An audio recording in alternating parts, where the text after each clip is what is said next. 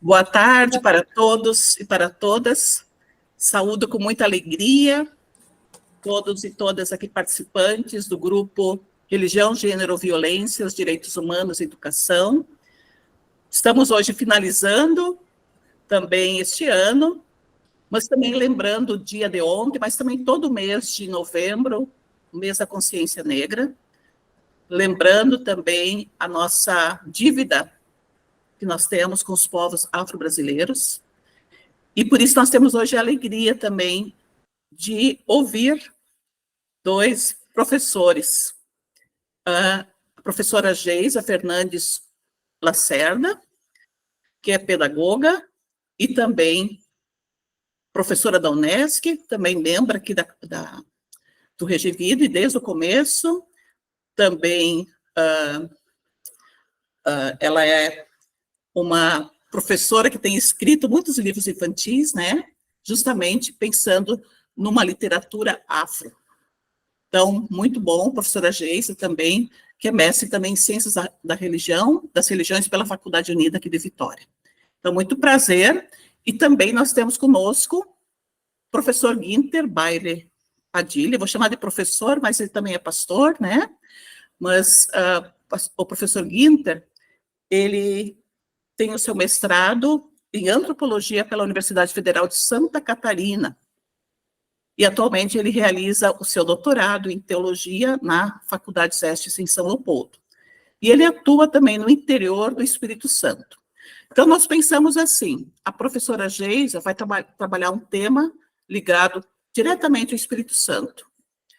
E o professor Guinter vai trabalhar um tema ligado um pouco mais à questão nacional, mas uma experiência de Santa Catarina, uma experiência com também migrantes haitianos.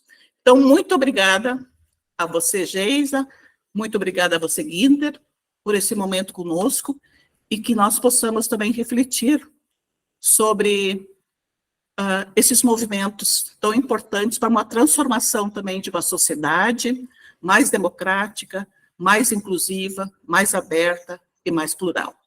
Então, muito obrigada a vocês. Então, nós vamos começar com a professora Geisa. Eu vou estar passando os slides dela e ela vai, então, passo a palavra para você e depois, então, a palavra para o professor Guinter e depois temos um momento também de diálogo. Uhum. Boa tarde a todos e todas, né? Muito feliz por esse momento aqui de estar compartilhando a escrita desse livro, né? Dessa obra.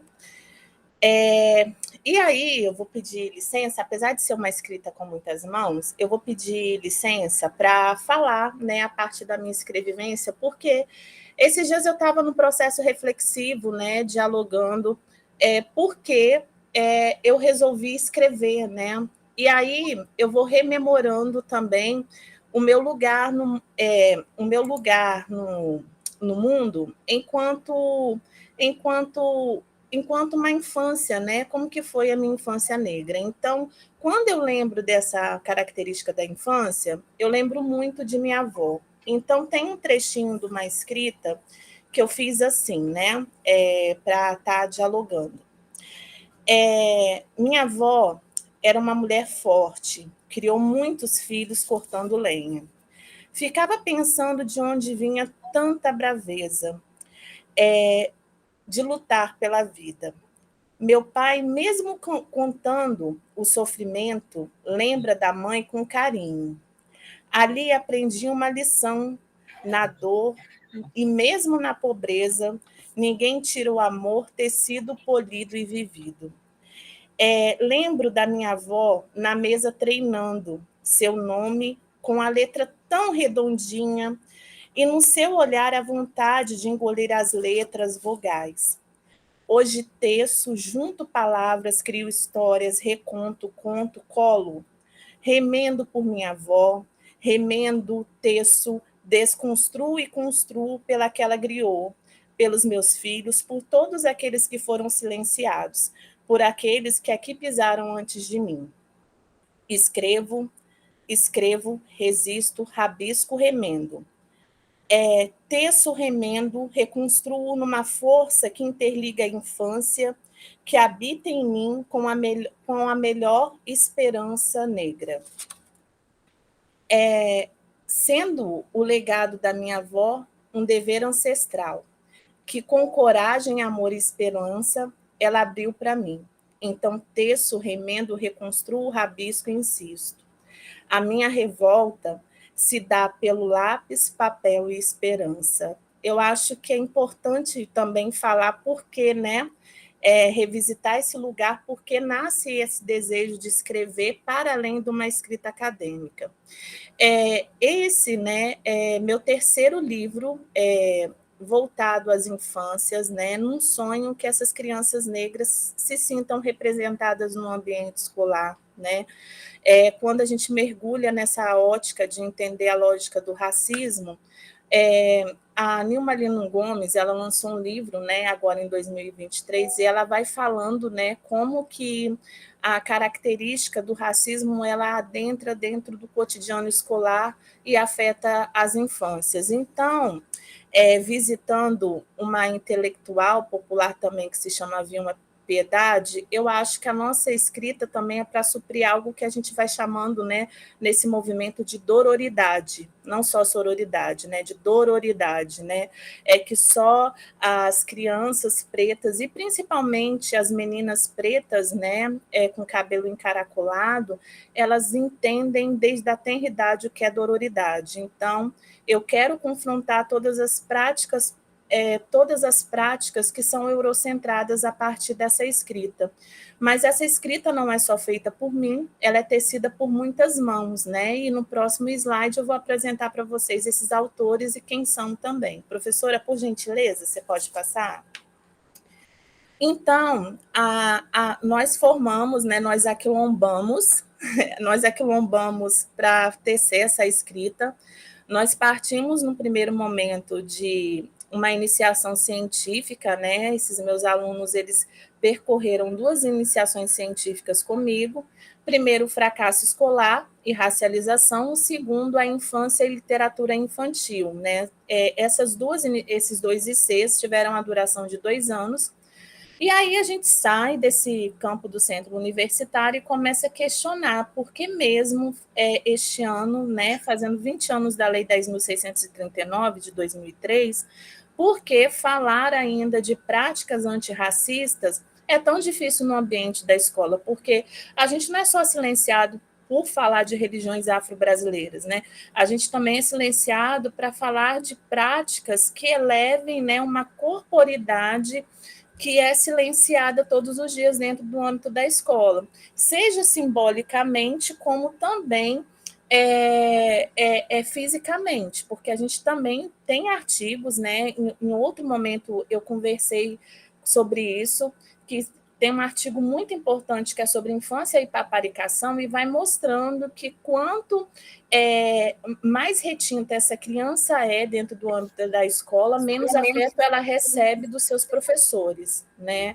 Então, ou seja, são menos acarinhadas, são menos colocadas no colo, né? Recebem menos afeto, e aí confronta até a legislação que fala do aprender, do cuidar, do zelar, né? Do aprender, e a gente já conversou sobre isso, que o processo de ensino e aprendizagem é um processo interligado nesses contextos.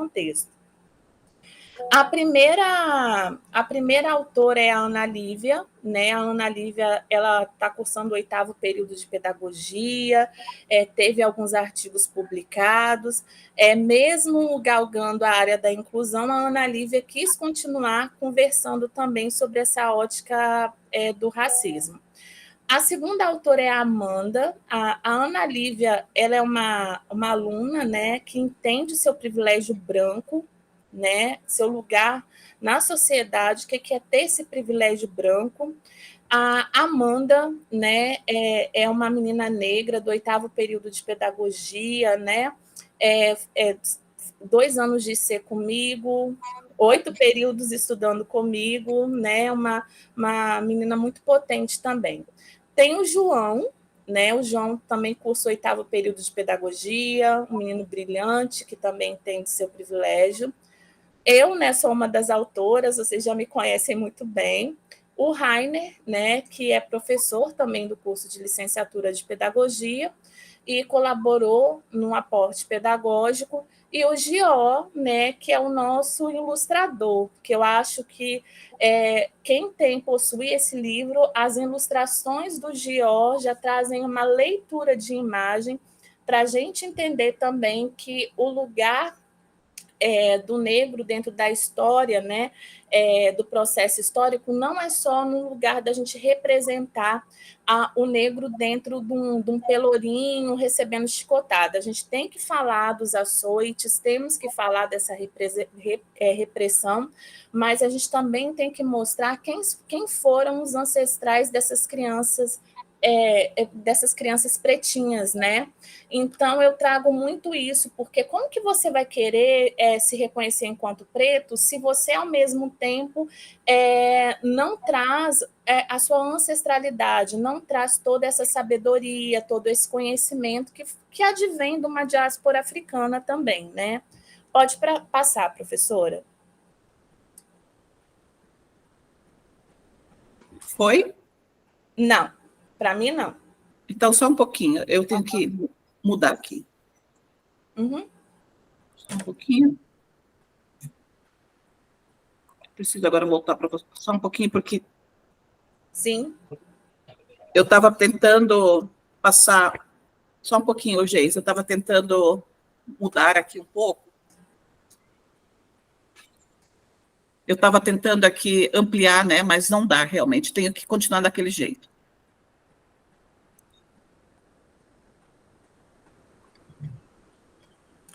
Mas tudo bem, deixa eu ver.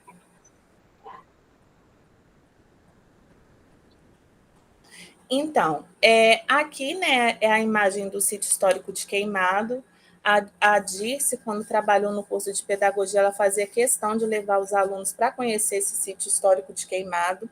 Depois a gente pode até dialogar um pouco, né, porque teve um período que só ficou um pedacinho, deixaram totalmente, né, essa ruína e a chão, né, Dirce. Depois a gente pode até falar sobre isso.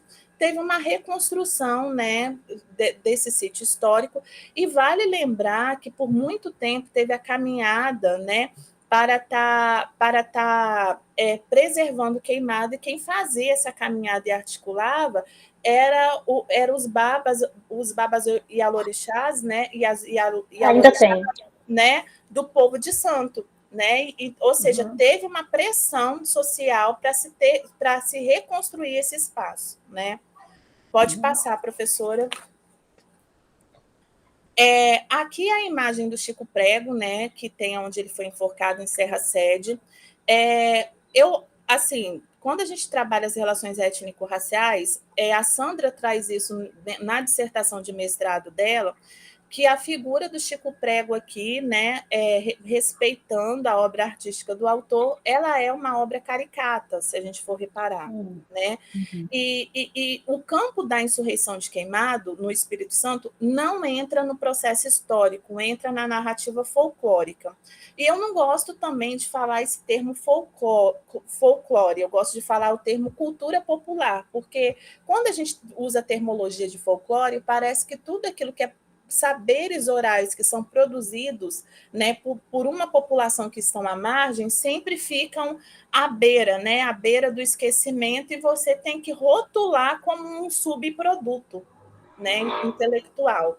E aí, só para vocês localizarem, então, quem for a Serra Sede vai ter esse monumento do Chico Prego, né, disse, na pracinha, e andando mais um pouco tem um sítio histórico que não precisa agendar nem nada, pode ir lá visitar, fazer piquenique, essas coisas todas, né? Agora pode, porque antes era perigoso.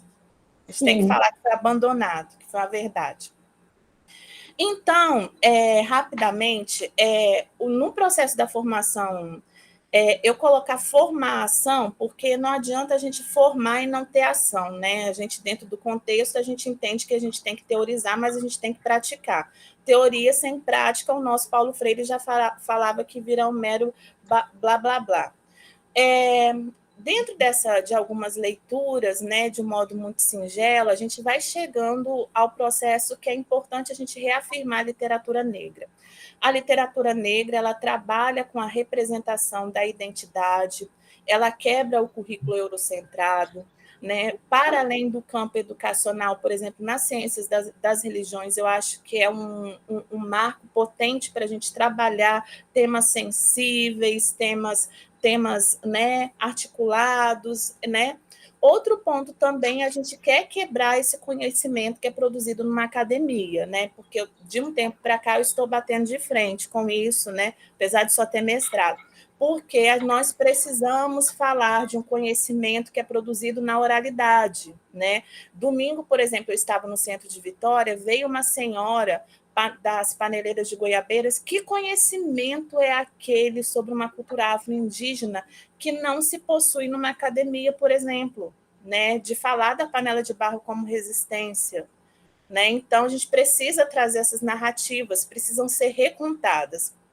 Outra coisa é que trabalhar com a literatura, né, a perspectiva, uns falam negritada, outros falam afro-referenciadas, outros falam literatura infantil negra, é uma dimensão política, né? Alguns falam que até uma literatura que beira uma literatura marginal, porque a gente vai querer trabalhar no cunho da escrevivência, trazer essa população que foi silenciada, contar histórias que não foram contadas, e nem sempre não vai ser de uma perspectiva branqueada e silenciada. A gente vai querer recontar e, como a Conceição Evaristo fala, trazer um borramento na história, né?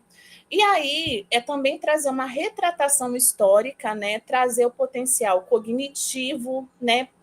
Como assim? Eu vou em Ouro Preto, aquelas minas de ouro até hoje não caem na cabeça, porque o povo que foi escravizado e levado para lá tinha domínio de mineração. A gente tem que falar sobre esse saber que foi usurpado também dessa população. O plantio, a agricultura, filosofia, porque a gente aprende na história da educação a educação grega, mas a gente não fala dos filósofos que foram lá usurpar as ideias, por exemplo, né? Então a gente também tem que revisitar esse conhecimento. E aí, né, o principal é a colonialidade. A colonialidade tem alguns autores, né, Aníbal Quirrano, entre outros, né, a Catherine West, e também tem uma professora agora da Universidade Federal da Bahia, que se chama Bárbara Carini, que eu gosto muito da perspectiva de entender a questão do domínio. Ela vai falando da colonialidade, né, e vai falando que a colonialidade é de poder, que a gente tem que entender que a colonialidade, quem fica com poder aquisitivo econômico, quem pode, né, só estudar e não trabalhar, quem tem, né, ascensão social com mais facilidade, empregabilidade, é o corpo branco. E a colonialidade do saber também, né, que a gente já discutiu algumas vezes aqui no Regevi, que essa colonialidade ela é produzida a partir de uma ótica masculina, branqueada, sexista, etc. e tal. A professora pode passar.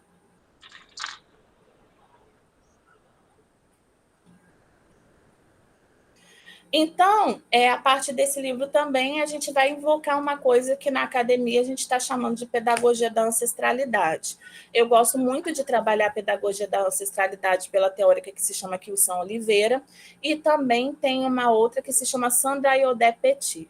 A pedagogia da ancestralidade ela vai reverter tudo aquilo que a gente chama de conhecimento eurocentrado e vai falar de um conhecimento, né, desses sujeitos que estão à margem. Então, a pedagogia da ancestralidade ela vai falar o seguinte: olha, uma música, né, como visitar o pessoal do Congo, a memória, é um itão, um poema, uma performance, porque o corpo na cosmovisão africana é um corpo-templo, não é um corpo dócil que fica engessado, né? É um corpo que se move, que guarda o saber pela oralidade, pela musicalidade, entre outras narrativas que a gente tem que colocar, né? Professora, pode passar. Dentro dessa perspectiva, antes da gente chegar na insurreição de Queimado, é importante a gente falar que a gente não escreve, né, por escrever, a gente também tem que mergulhar em estudos. Nós estudamos a Lei 10.639, debatemos a sua importância em pleno 2023, o que avançou, o que não avançou, porque se avança em passos lentos. Trabalhamos também a questão do racismo a partir do Munanga, né, que eu gosto muito dessa perspectiva que o Munanga fala que o racismo é dupla morte, é uma morte simbólica, mas também é uma morte física.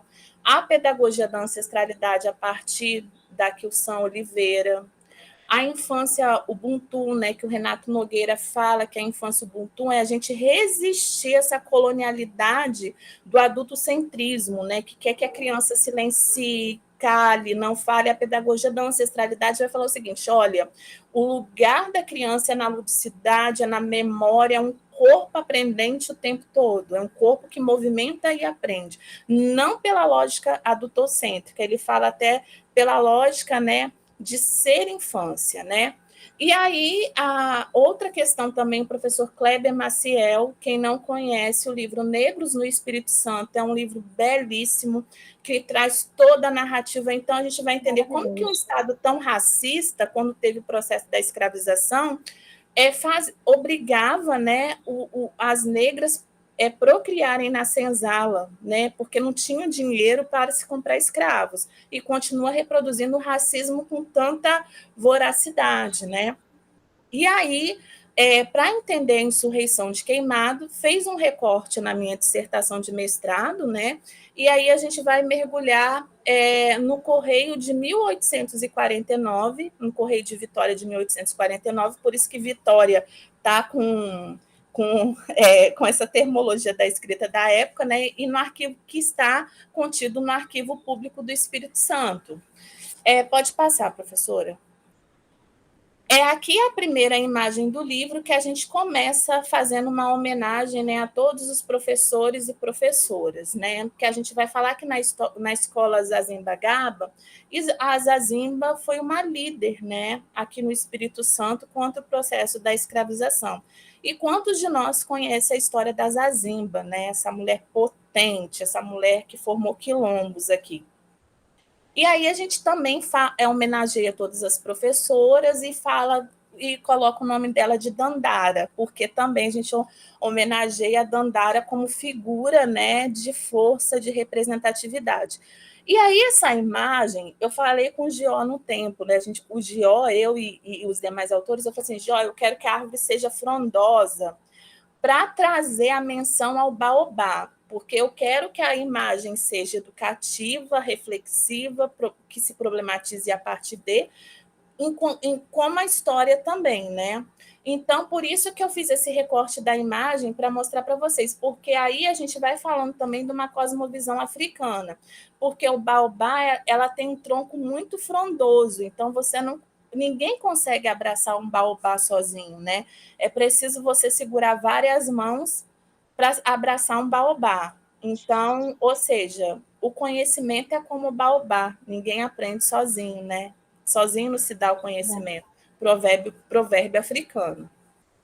Então, já falei do baobá, né, do provérbio africano, da professora Dandara, né, que foi uma líder do Quilombo dos Palmares, é a Zazimba, né, que a Zazimba é uma princesa de Cabinda da Angola, que foi escravizada juntamente com seu povo no norte do estado, e quando souberam que Zazimba tinha um tratamento diferenciado pelos seus, colocaram Zazimba dentro da casa, estruparam, violentaram, bateram em Zazimba. Então, eles queriam a sua comunidade queria se revoltar, né, contra os donos da Casa Grande. Zazimba pegava a preguiçosa, amassava e envenenava os donos da casa aos poucos. Quando conseguiu envenenar, Zazimba liberta seu povo e cria o quilombo no norte do estado. E eu achei engraçado que quando eu fui na escola, aí teve um aluno que falou assim, professora, a Zazimba morreu de quê, então? Tipo assim, eles não conheciam a Zazimba, acharam a Zazimba o máximo, né? Então, pode passar, professora. Na capa também a gente traz uma história, né, que para além da igreja referenciando, a gente tem esses símbolos que se chamam adinkras, E esses símbolos, né, o que a gente coloca na capa do livro, é do Ava-aba, que quer dizer resistência, perseverança, né, é um símbolo da cultura Akan, que quer dizer pessoas que resistem, pessoas que são fortes, né? Então, tudo tem um porquê também nesse livro. Pode passar, professora. Então, dentro disso, o que a gente quer falar? Que as escrevivências, né, desse livro, e os desenhos, elas trazem uma oralidade, oralituras, que a gente fala, né, que traz um conhecimento oral, mas a partir das literaturas. Pode passar, professora. E aqui eu trago alguns exemplos, né? Quando o colonizador, que a gente fala, né, que essa escravização foi feita por sujeitos que a gente chamava de colonizadores, e coloca essa mão branca na boca. E, para mim, o Jó foi muito feliz nessa ilustração, porque mostra uma imagem de uma mulher imponente, com as suas indumentárias africanas, e sendo silenciada, né? Porque aí a gente pode falar que essa pessoa perdia seu nome, sua família, sua identidade como um todo, né? Pode passar, professora. Aqui é a imagem da igreja, mas a gente coloca assim no movimento provocativo, tá? Foi um acordo feito com o Frei não cumpriu esse acordo, e aí teve a revolta por conta desse acordo que não foi cumprido, onde as pessoas escravizadas não tiveram a liberdade. Mas a história em si não é só da igreja, mas a gente quer falar da história da revolução dessa ancestralidade. Aí, por isso também que a gente traz a imagem dessa rainha e desse rei africano como algo superior à igreja, né? Porque a igreja não é a história, a igreja é um objeto da história importante, mas a gente quer traçar a história silenciada do povo negro, né? Pode falar, pode passar, professora. Aqui é a imagem do Frei, né? Aí o João falou assim, professor, o Frei não usava essas roupas, não, a cor está errada. Eu falei assim, a gente tem licença poética, eu achei o máximo. Mas o que me chama muita atenção foi a mão, né? Tipo assim, olha, a mão e a cruz como se estivesse paralisando um corpo, né? Tentando normatizar esse corpo, né? Aí o Jó, na época, me mandou a imagem do Frei sem a boina, e depois assim, eu coloquei, está sendo gravado, mas eu falei, coloquei no Frei safado a boina, gente, olha, vê se você aprova. Aí eu falei assim, nossa, ficou ótimo, adorei, pode passar. E aqui são sujeitos que a gente traz, um deles, né, na Revolução, que tem no Correio de Vitória. A história de Queimado também é uma história muito oral, da insurreição é muito oral. A gente traz a figura da Benedita Torreão. É importante a gente falar da mulher nessa revolução também, né, porque a gente só conhece o Chico Prego, né, o Elisiário, segundo, né, toda essa oralidade que a gente foi percorrendo, o Elisiário é a mente pensante, porque para fazer uma revolução não basta só você ir lá quebrar tudo ou tacar fogo na igreja, como foi no caso da insurreição. É necessário você articular, e ainda você articular coletivamente, você tem que ter um potencial intelectual muito, muito, muito bem, né? Muito bem esquematizado, pensado, analisado. Você não faz revolução só na força. Primeiro ela começa no intelecto. E é isso que a gente quis passar também. E a Benedita Torreão, né? Aqui a gente fez uma menção da igreja quando se taca fogo, né? Aí eu falei assim, nossa, fogo nos racistas é histórico, né? Tem mais de séculos, né? Então, se a gente for pensar essa pressão, da onde que vem hoje essa menção fogo nos racistas, né? O que é tacar fogo nos racistas? Como que a gente pode pensar? E aqui a gente está falando da parte final do livro, onde a promessa não foi cumprida, pós a missa, eles colocam fogo na igreja e aí fogem, pode passar, professora, formando quilombo, né, aos pés do mestre Álvaro. Né? E aí a gente fala de algumas mortes que se teve, né, como o Chico, que infelizmente foi enforcado, né, e outros que fugiram e não foram capturados. Dentro disso, né, a nossa perspectiva é muito importante a gente pensar num currículo que confronte esse eurocentrismo e esse pacto da branquitude, né? E aí a gente tem que pensar em narrativas possíveis, né, de homens e mulheres negras que foram mudando essa trajetória dessa história, mas também trazendo essa memória, essa identidade para esse povo, né, que é muito relevante, a gente pensar o que é ancestralidade, né, o que é uma pedagogia da ancestral, né, trabalhar a memória, a história, porque só morre quem não é lembrado, só morre quem não deixou legado. E é sobre isso que nós queremos falar para os nossos e as nossas pequeninas. Pode passar, professora.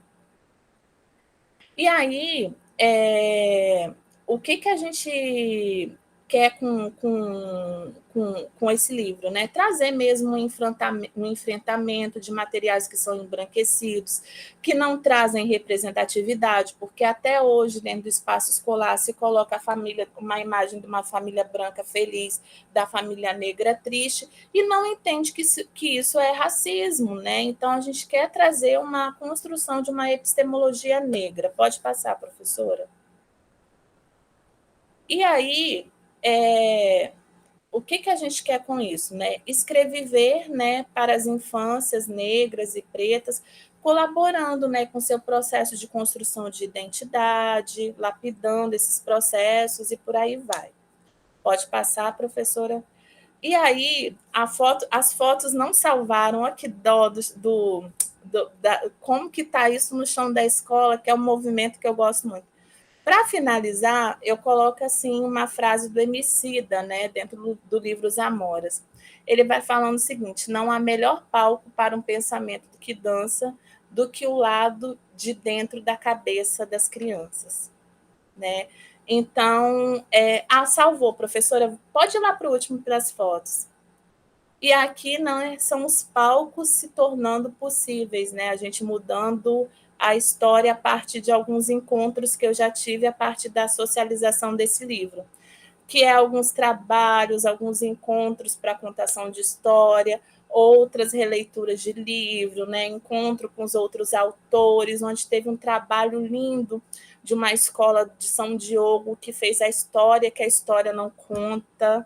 Eu achei lindo ver eles apresentando isso na Secretaria de Educação em Serra Sede, tão bonitinhos, pretos, lindos, empoderados, né? Ressignificando. Então, colegas, é isso. Qualquer coisa, depois a gente conversa um pouquinho mais a respeito do texto, da história, né? E tudo mais. Obrigada pela escuta.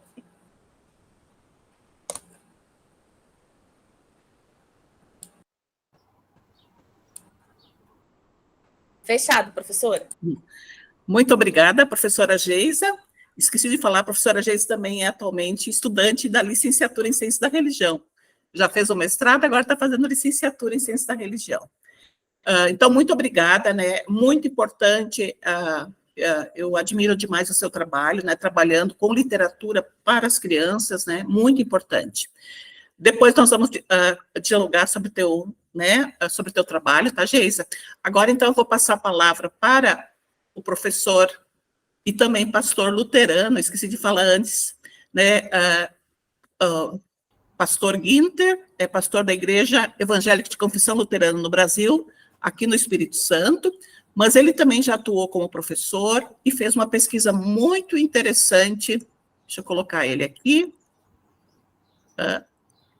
Isso. Uma pesquisa muito interessante sobre imigrantes haitianos lá em Santa Catarina, quando ele atuava em Santa Catarina. E também esse livro é resultado da pesquisa de mestrado em antropologia na Universidade Federal de Santa Catarina.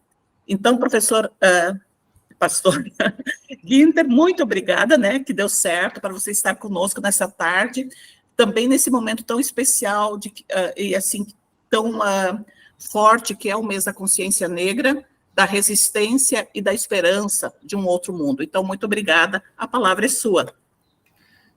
Obrigado, Claudete, né, pela oportunidade de fazer parte desse grupo, e também obrigado pelas colegas, né, então, que sempre estão aí nos motivando e inspirando. Vou tentar aqui colocar a apresentação do slide, aí fica mais fácil para a gente ir coordenando o pensamento, mas como a professora Cláudia já disse, é o resultado, né? O livro é resultado da minha pesquisa de mestrado, meu trabalho de campo etnográfico, junto aos haitianos que chegaram em Itapema. Vamos ver se eu consigo aqui apresentar. É sempre difícil para mim, eu sempre... É tela cheia, né? Tela cheia. Aí, o que eu tenho que compartilhar aqui? É uma janela, né? Uma janela. Isso, uma janela. Compartilhar. Isso. Estão vendo? Isso? Estão vendo? Sim. Tá, então eu vou passando. Então, aí vocês, se não passar, vocês me avisam, porque eu não consigo ver vocês a partir de agora. Então, aqui, né, está esse livro, Petit Haïti. Esse não é o título da monografia, né, da dissertação, mas esse é o título do livro, O Pequeno Haiti, Haitianos em Itapema, Santa Catarina, lançado pela editora Apris, lá de Curitiba. E, então, essa imagem foi selecionada. Ao fundo, na capa, se vê ali a cidade de Itapema, com seus prédios. Eu que conheço bem a região, sei onde estão os prédios e o mar. E a bandeira do Haiti e a imagem de haitiana e haitiano. Então, os haitianos e haitianas chegaram em Itapema a partir de 2012. Foi o momento que eu também cheguei na cidade para assumir a paróquia de Itapema.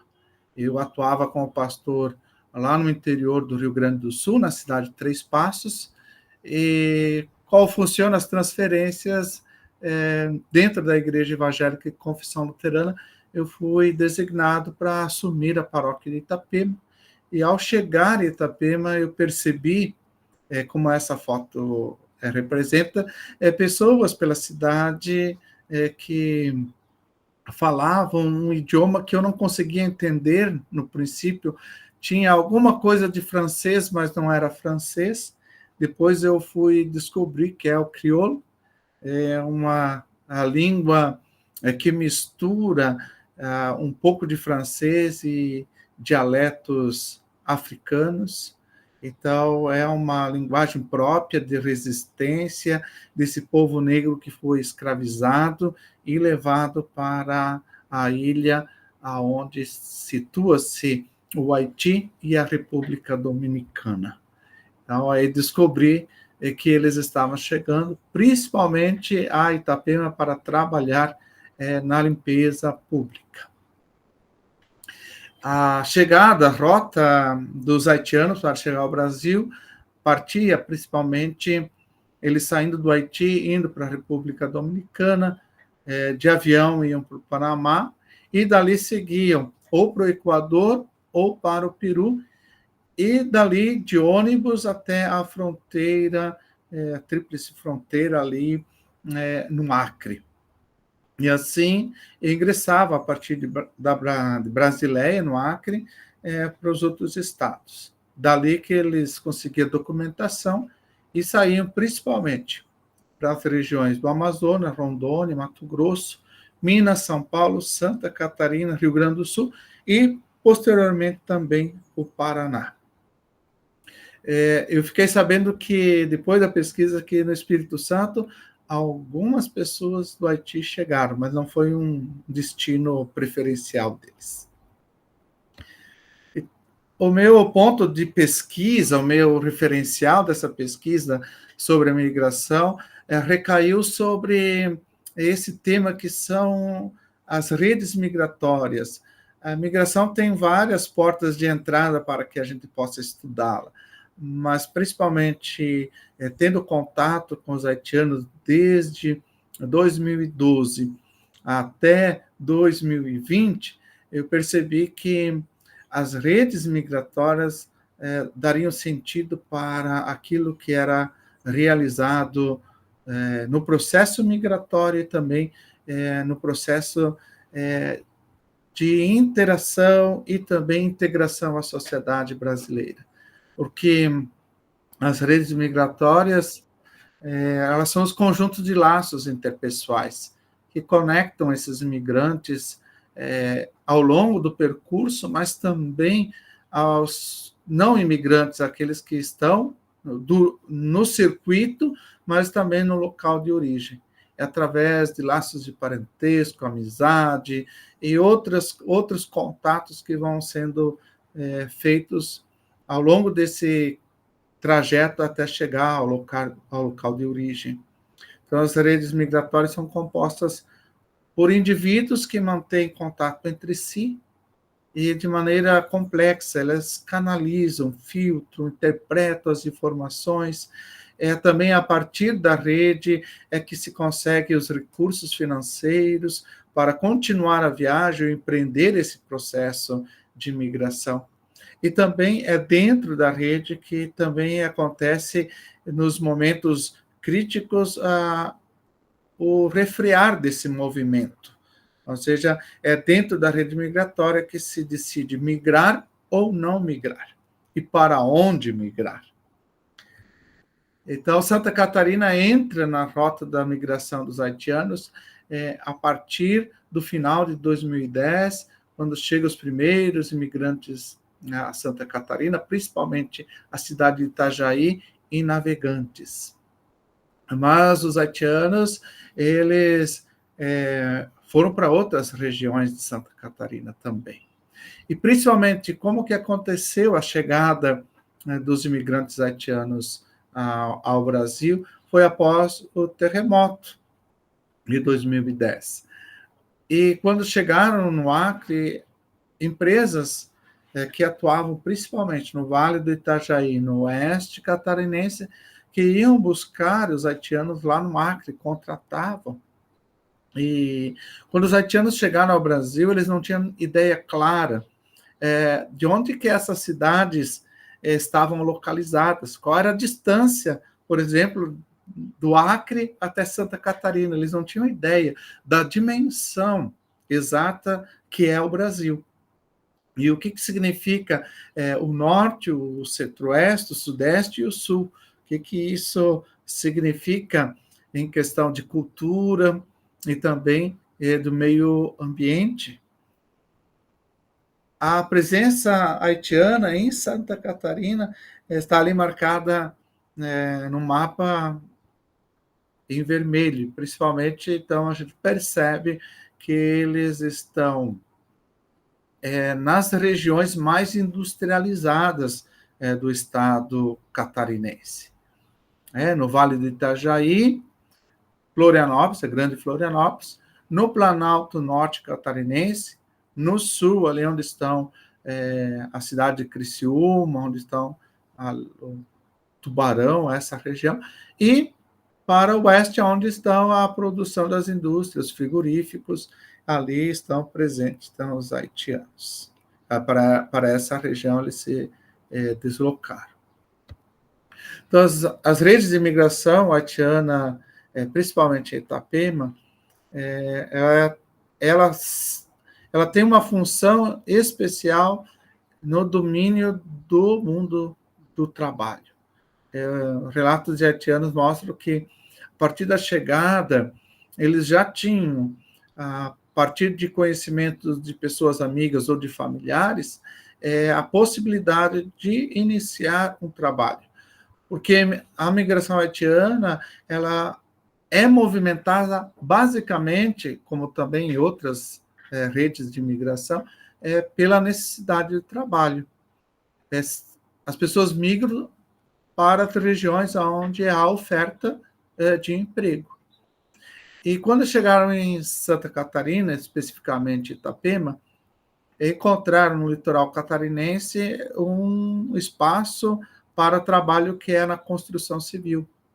Mesmo que eles lá no Haiti não tivessem nenhuma experiência no trabalho de construção civil. Muitos que vieram eram professores, eram comerciantes, e assim por diante. A maioria não tinha experiência na construção civil, mas mesmo assim ingressaram na construção civil. Então, um relato de um haitiano que diz: quando eu saí do Acre, eu vim para a casa de um amigo. Cheguei aqui em Itapema, na casa do meu amigo, sábado à noite. Meu amigo estava trabalhando numa empresa. Ele pediu um emprego para mim. Eu cheguei no sábado à noite, na segunda de manhã, fui trabalhar como servente. Então, também essa precarização do trabalho. Né? Então, deixava de ser professor do Haiti para vir trabalhar como servente de pedreiro na construção civil. Também é importante nessa relação que os haitianos também não se contentam com apenas ficar nesse trabalho da construção civil, mais precário, um trabalho que não exige então tanta qualificação. E um jovem haitiano diz assim, conseguiu trabalho no supermercado, ofertão, no supermercado da cidade, através do meu primo, meu amigão. Ele trabalhava lá e resolveu viajar, ou seja, ir embora de Itapema. Eu tive conhecimento disso e eu falei para ele que eu queria trabalhar lá, mesmo que eu estava trabalhando na construção civil, porque naquela empresa que eu trabalhava, eles não me tratavam bem. Por isso, eu queria mudar de emprego. Então, resolvi falar com meu primo para que ele me indicasse para trabalhar no supermercado. Sendo assim, ele falou com o dono que ele tinha um primo trabalhador e de confiança. O dono do supermercado confiou no meu primo e me chamou para fazer um teste. Então, me contrataram, estão gostando de mim. Tá vendo como também essa busca, né, a rede ajuda também a melhorar a qualidade do trabalho. Outra a parte importante da rede de imigração é a estratégia para que as pessoas possam morar. O primeiro ato de solidariedade entre os migrantes é conseguir um lugar para ficar. Se migra em família, né, se vai migrar e se tem já um familiar, é muito mais fácil, vai morar por um tempo com esse familiar. Mas se não tem familiar, é preciso que haja uma rede de solidariedade de pessoas amigas. E foi essa realidade que foi relatada aqui através desse relato de um haitiano que entrou no Brasil em 2012. Ele diz assim, tipo assim, os haitianos se unem muito, porque eu estava sozinho, só amigo, porque lá no Acre eu já fiz muito amigos. Os amigos falaram para mim no celular, pode vir para Itapema, aqui em Itapema tem construção civil, para conseguir trabalhar. É amigo que ajuda, só união, haitiano com haitiano. Um ajuda o outro no aluguel, aluga casa junto. Até está sublinhado porque essa frase, essa fala que é amigo que ajuda, só união, haitiano com haitiano, é que vai ser o título da minha dissertação de mestrado.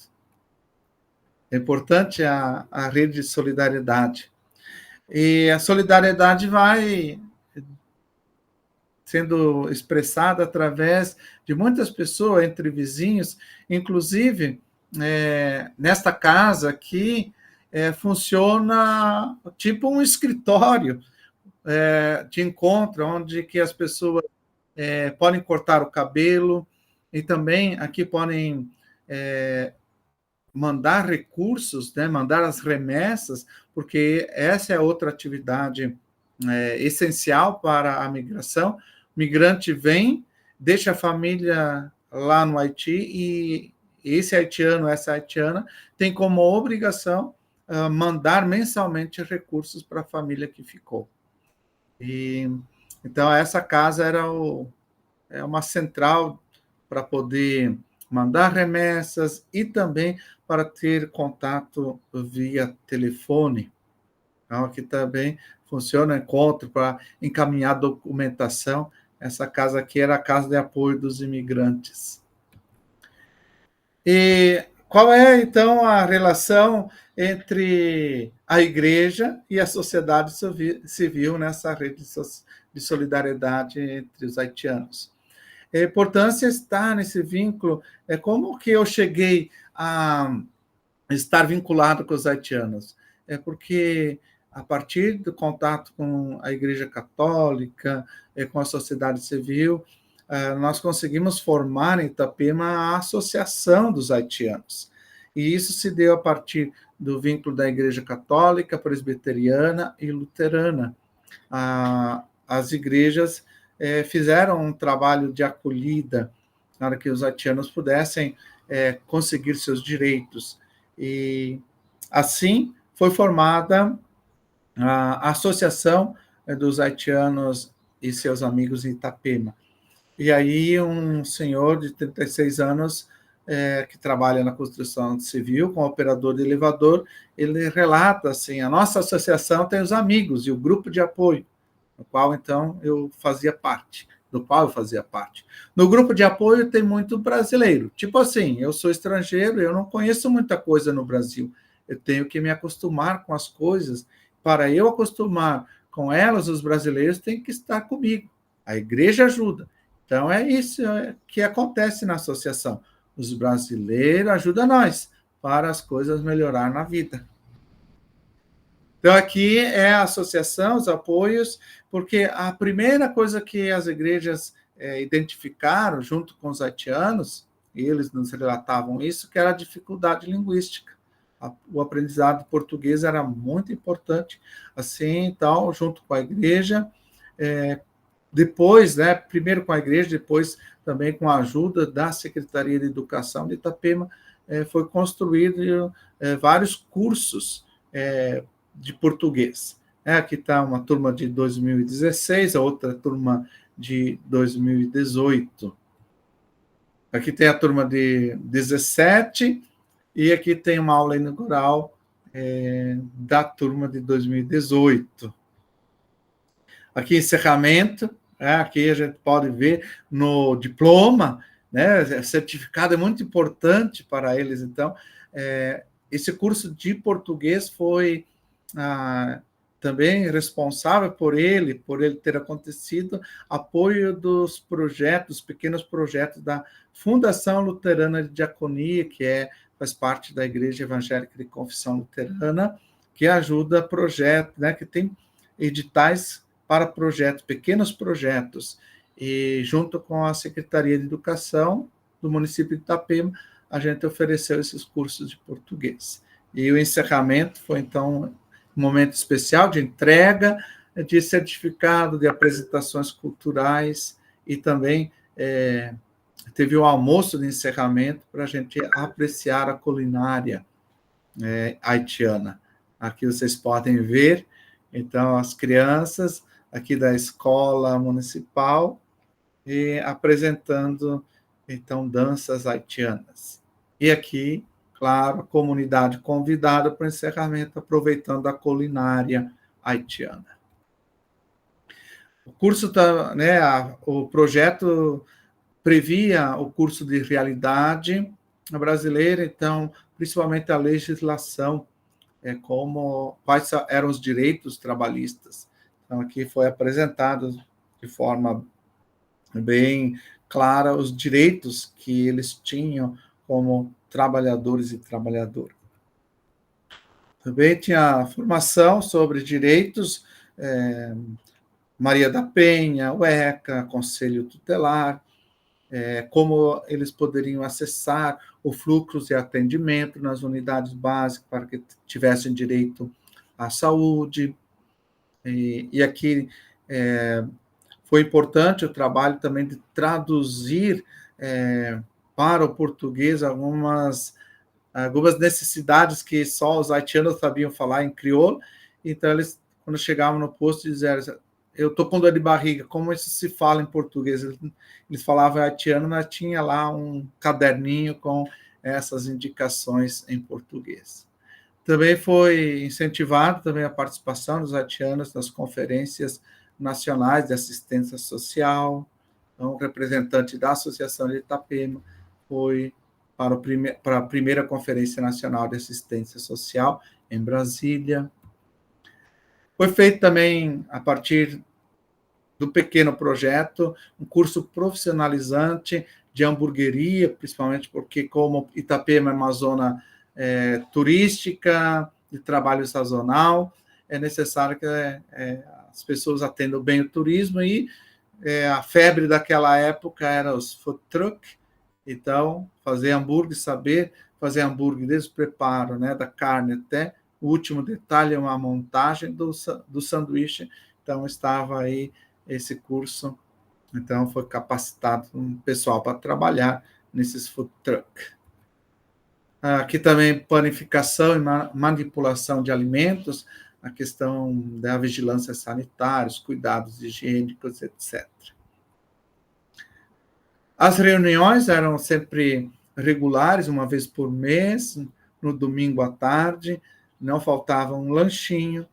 É interessante como a solidariedade entre os haitianos é um sentimento importante, uma responsabilidade. Nós oferecíamos lanche para as pessoas que estavam ali na reunião. Elas tomavam suco e biscoitos e bolo, ele sempre levava para aquelas pessoas, para partilhar com as pessoas aonde que eles moravam. Interessante isso. Então, considerações, claro, finais, assim, é claro, um pouquinho só dessa experiência. Para chegar a Itapema, os haitianos e haitianas precisavam tecer vários elos entre os vários fios que vão seguindo e interligando através de suas redes migratórias. São as redes que vão nutrindo de informações e condições materiais as pessoas que estão em projeto de migração. É interessante assinalar que esta forte dinâmica de solidariedade que se pode observar entre os haitianos e haitianas em Itapema é expressada também nos dizeres da bandeira do seu país. A união faz a força. A união faz a força. Isso. Então, muito obrigado pela paciência e pela escuta. Agora eu tenho que sair daqui, né? Já saí? Aí. Sim. Deixa eu colocar o Geis agora também aqui. Isso. Então, cada vez vou aprendendo mais a usar aqui o Google Meet. Então, muito obrigada também, Guinter, né?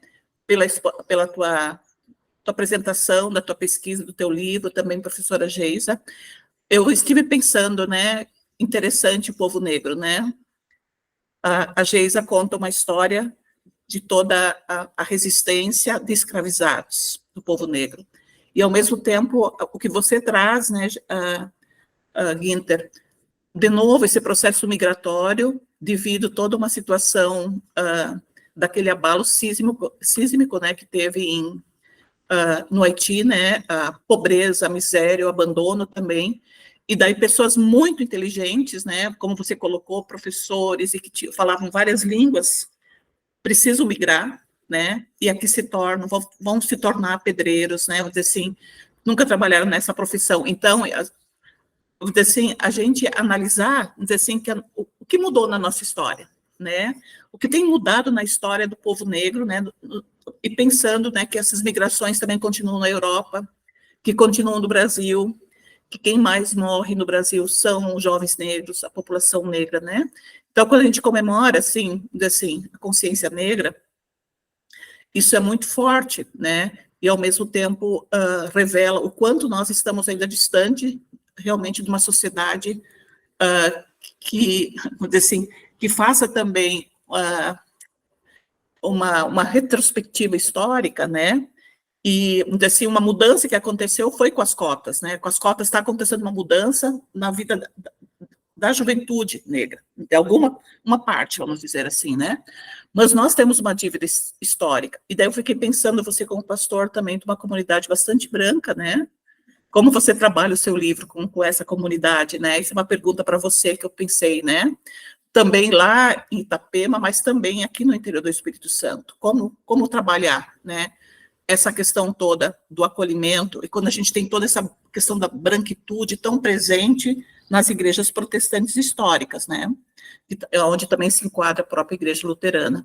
E para a Geisa, eu tenho a pergunta, né, Geisa, você já falou um pouco antes dos bastidores, né, eu queria ouvir um pouco mais de você, como foi a acolhida desse livro, né, achei muito bacana, assim, que você foi também, é um livro coletivo, né, que nasce também da prática docente, né, e do conhecer também a realidade do Espírito Santo, de visitar esses espaços esquecidos, né, de memória, né.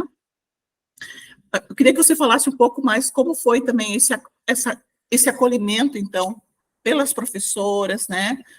Pelas crianças, um pouco as fotografias mostraram, né? Mas também pelas secretarias de educação do nosso estado. Então, são essas perguntas, né? Podemos começar pelo Guinter e depois também a Geisa. E depois abrimos para todos e todas também colocarem as suas questões. A questão é claro, né? A gente sabe que... Vamos começar por Santa Catarina. Santa Catarina é um estado branco, talvez um dos estados mais racistas que nós temos, onde há o maior número de células neonazistas. A gente percebeu, ao longo dessa história também, nos últimos anos, como é conservadora. E no livro eu não trato tanto a questão do racismo, mas em alguns pontos fica evidente nos relatos dos haitianos que eles sofrem racismo. Eles se descobriram exatamente negros aqui no Brasil quando eles chegaram, porque no Haiti era uma sociedade de maioria de pessoas negras.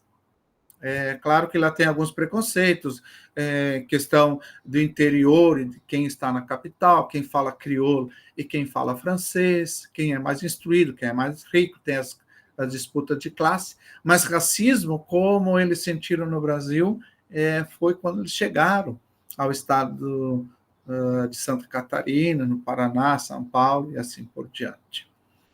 E de como que a igreja, então, lá na paróquia Itapema, como ela foi se envolvendo.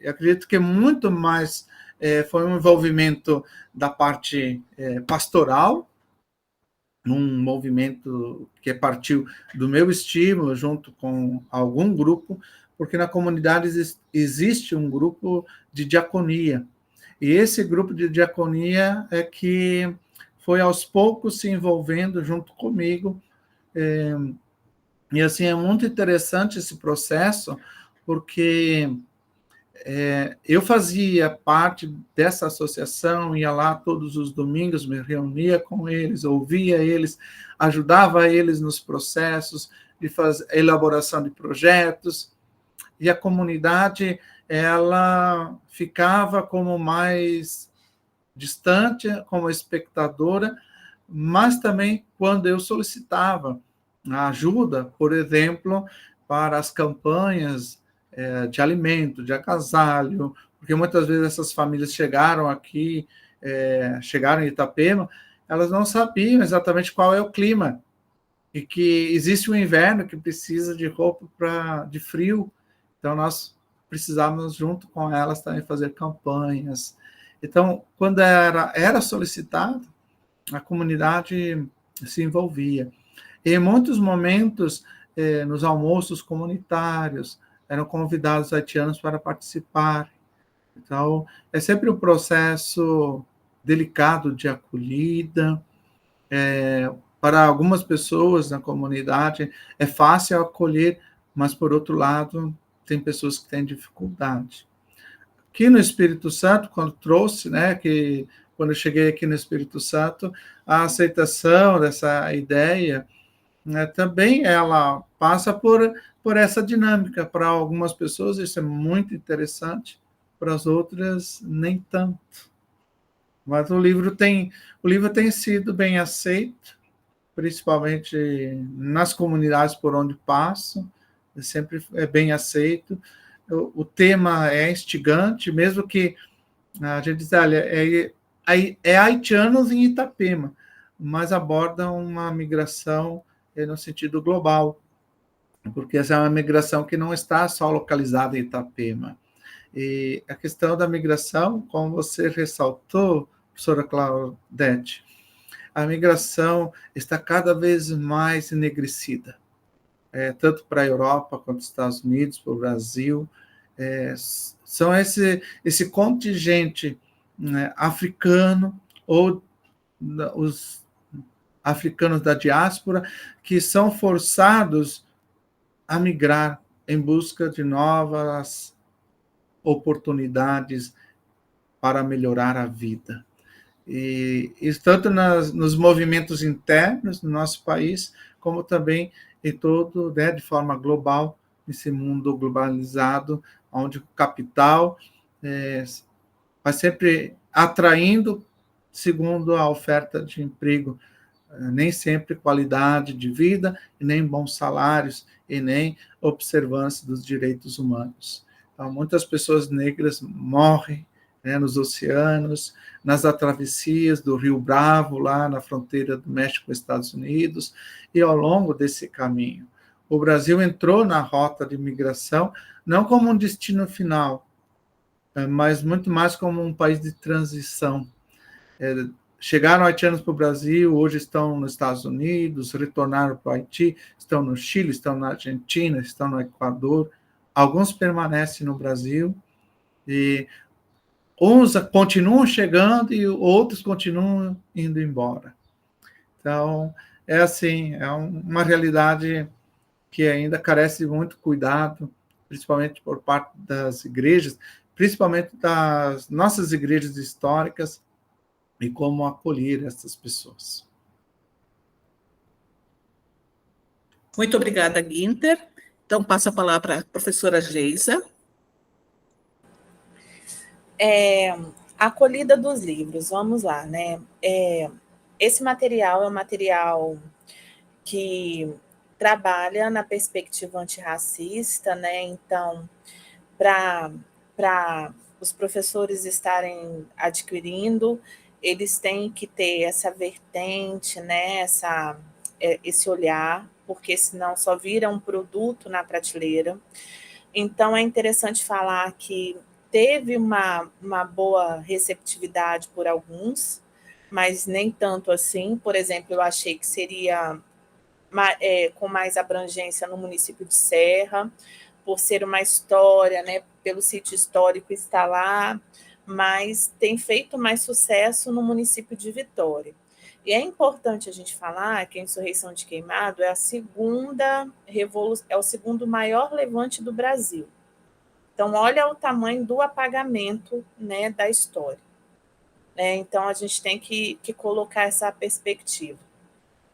Professores que pegam esse livro, eles gostam muito, por quê? Porque até então era uma história que ficava muito folclorizada. Então, a gente deu alguns mapeamentos, no final a gente fez um glossário para endossar.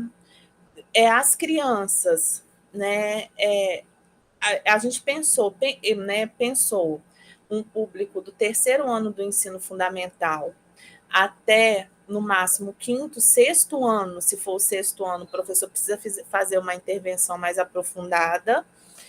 E quando eu entro em contato com essas crianças, né, dentro do cenário da escola, tem um acolhimento muito grande. Eles querem saber a história. Esses dias eu passei por um momento muito interessante, porque eu peguei 5 turmas de vez para dialogar, e as crianças super empolgadas, querendo conversar sobre, perguntavam sobre, as professoras mandavam ele calarem a boca. Então, assim, eu fiquei assim, meu Deus, como pode, né? Eles não estão desrespeitando, não estão fazendo nada disso, eles querem saber, estão com sede de saber e ficam fazendo esse movimento.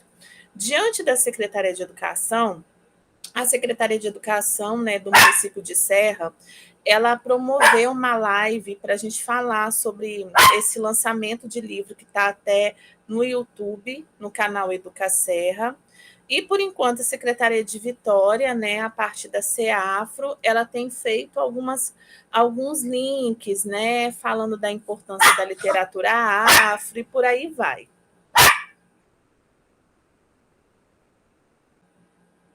Eu acho que eu silenciei, né? Sim, eu acho que até o cachorrinho está participando. Nossa, ele está aqui. Vou pedir para o Rafael pegar ele. Não faz mal. Não, mas quando ele ataca assim, professor, dá pico de hiperatividade nele. Disse conhece ele. É uma coisa.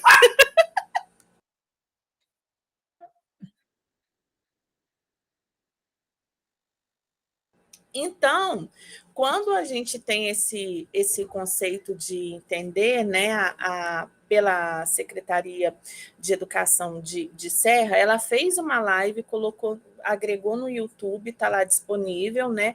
E a Secretaria de Vitória, ela tem feito as articulações dentro da escola, né, para estar falando sobre a importância do livro da literatura afro-referenciada. Então, dentro das secretarias, a gente tem essa parceria. A questão mesmo também é o chão da escola, né? Porque não basta só você... não é uma imposição, é uma reflexão sobre a importância da temática dentro do contexto da escola, né?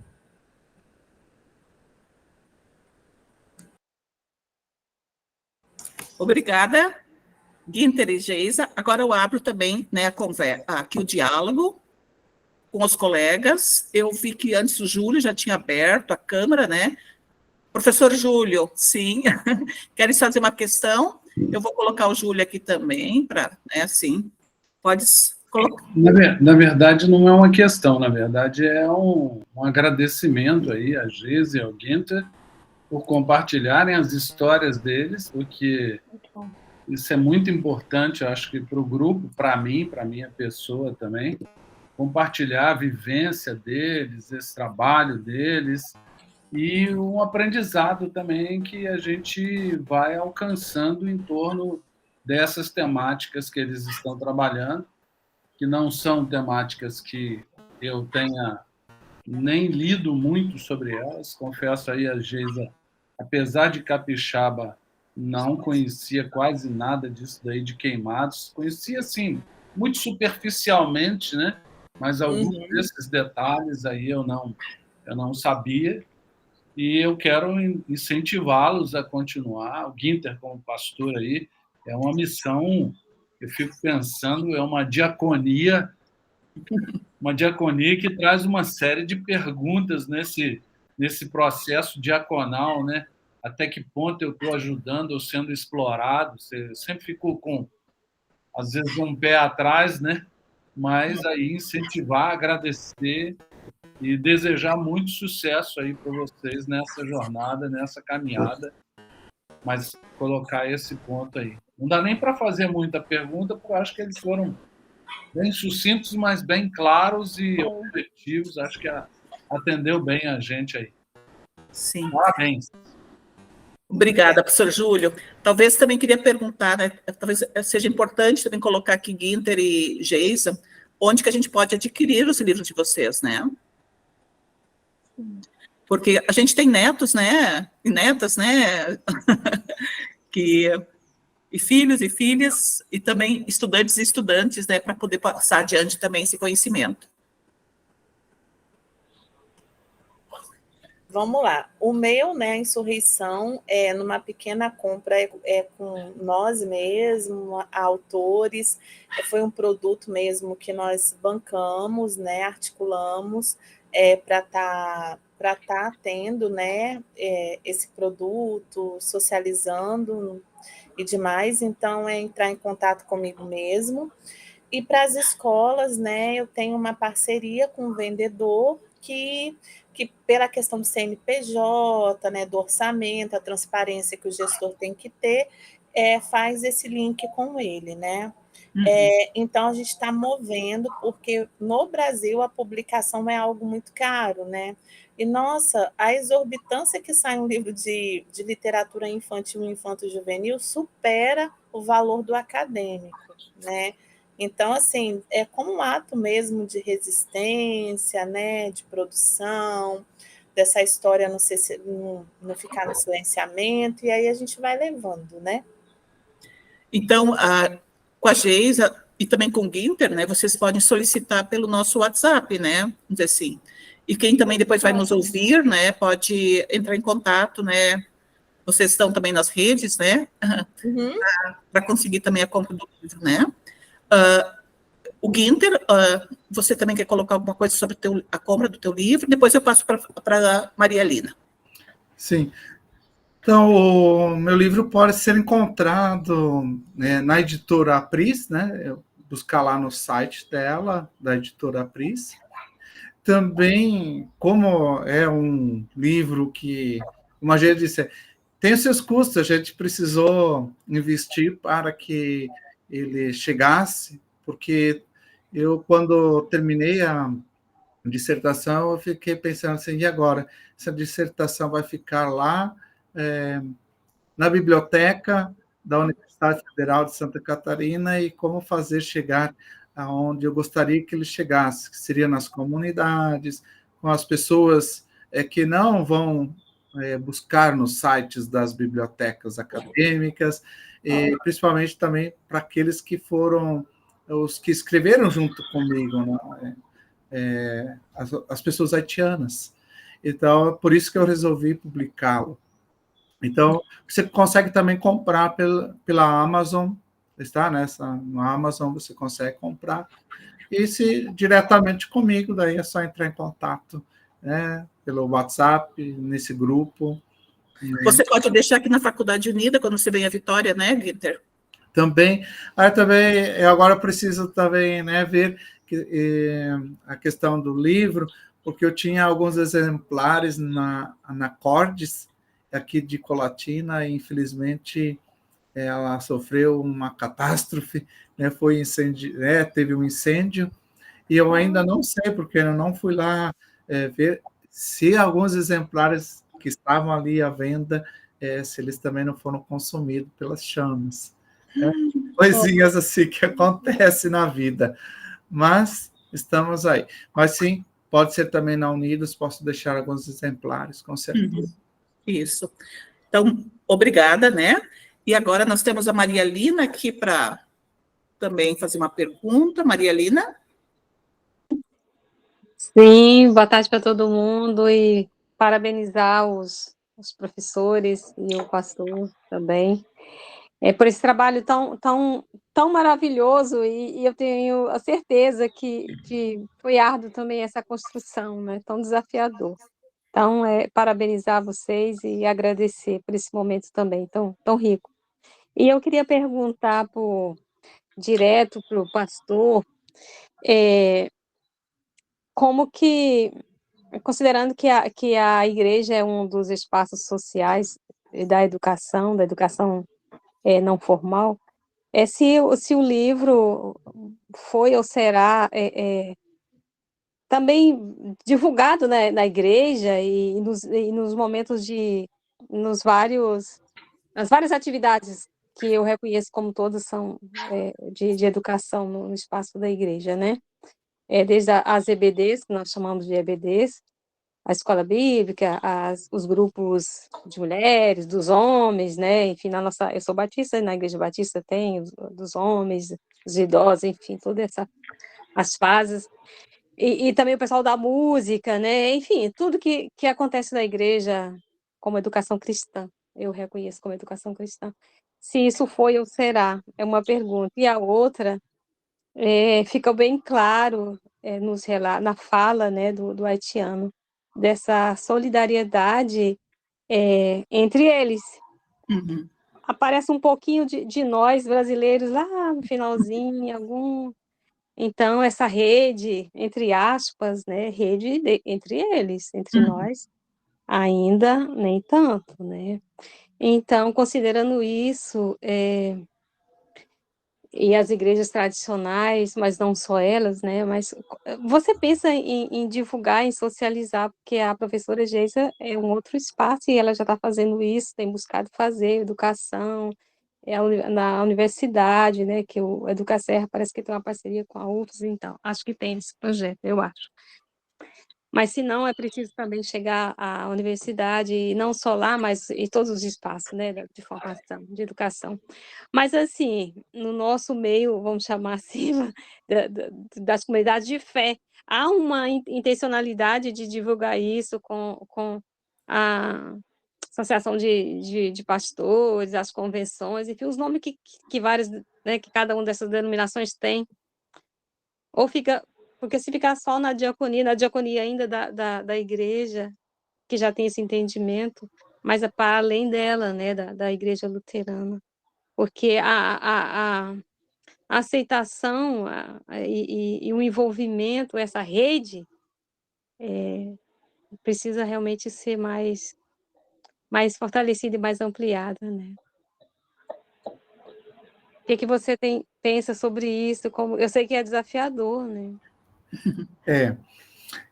Maria Lina, bem, o lançamento ocorreu numa época muito difícil, né, que foi exatamente já no ano 2022, que a gente começou a fazer.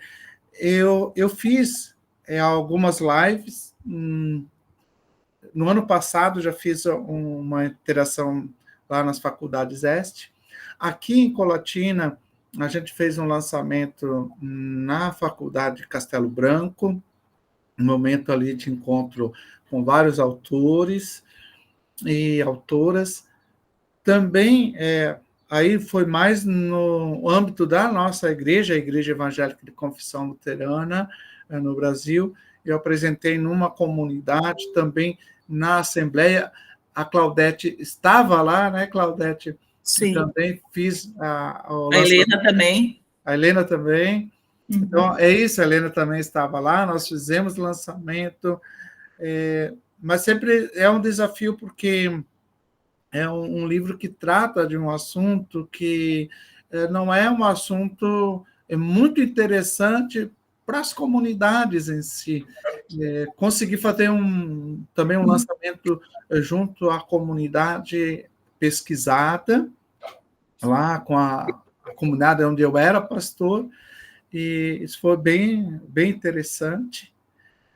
A gente, quando tem esse trabalho pastoral, às vezes a gente não consegue fazer a divulgação desse livro tanto como a gente gostaria de fazer.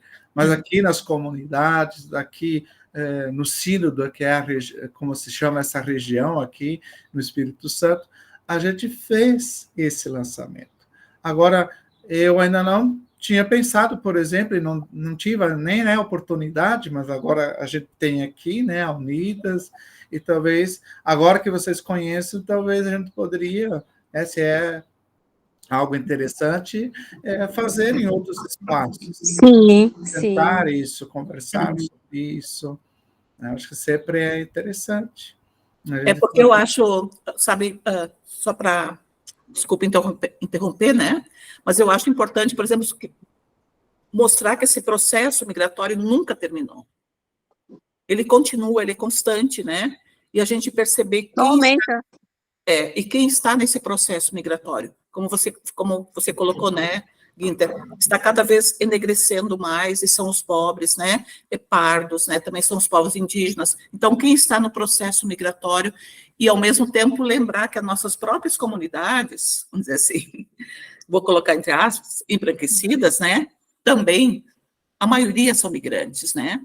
Então, como é que você acolhe, né? Vou dizer assim, nós somos comunidades migrantes, né? E como nós acolhemos os migrantes de hoje. Então, Maria Lina, eu acho que você pode convidar o Guinter lá para a Igreja Batista, acho que vai ser... Sim, pois para o teu grupo também, né? Verdade. E também a professora Geisa, eu acho que também a Insurreição do Queimado, mas também os outros livros que ela tem, né? Ela tem 2 outros livros sobre crianças, também, especialmente meninas, né? Que as meninas sofrem bastante racismo devido ao cabelo, especialmente, né? Uhum. Que é o que mais aparece, né? Acho que a gente pode trabalhar muito também com as crianças nas igrejas, para mudar também essa, né? Porque a questão, né, toda é que a gente distancia, né? E aí a gente pode, nisso a escola também tem em comum com as igrejas, pautas que estão adoecendo, matando, tirando direito à vida, dignidade, né? E são pautas necessárias, por exemplo. Excludente, né? Porque o processo migratório do corpo negro sempre é um processo migratório, né, de exclusão, um tumbeiro. Sim. Você, quando teve a falsa abolição, você não teve direito à terra, se teve aquele discurso que o homem negro abusava, não se deu emprego, quando começou as mulheres negras a fazerem seus tabuleiros para vender na rua, veio o período higienista, né, falando que aquilo era insalubre, porque elas estavam tendo uma ascensão social, e isso vai sendo colocado, né, até na atualidade, porque hoje, se as mulheres que estão, por exemplo, ganhando algum espaço de poder, elas ficam no seu inconsciente vendo se merecem esses espaços e por aí vai. E é a mesma coisa da questão do processo imigratório, né? Quem quer conversar sobre isso? Porque a gente quer conversar só sobre aquilo que nos dói, sobre aquilo que nos afeta, sobre aquilo que nos incomoda. Por isso que a gente não é, quando a gente fala do pacto da branquitude, a gente não está falando que a gente é contra o branco, né? O meu grupo mesmo é um alemão no meio, né? Um alemão que eu tenho muitas problematizações para dialogar até hoje, mas é um alemão, né? A minha família, eu falo isso até na minha dissertação, não foi no casamento da minha mãe, porque minha mãe se casou com um homem negro. Né? Minha avó só fez as pazes com a minha mãe quando eu nasci com o cabelo encaracolado, que não era, entre aspas, ruim. Uhum. Entendeu? Então, assim, e aí minha mãe prendia tanto meu cabelo que eu ia com o olho assim para a escola. Eu tenho trauma até hoje de fazer rabo de cavalo, porque pode ser frouxo, pode ser apertado, me dá dor de cabeça.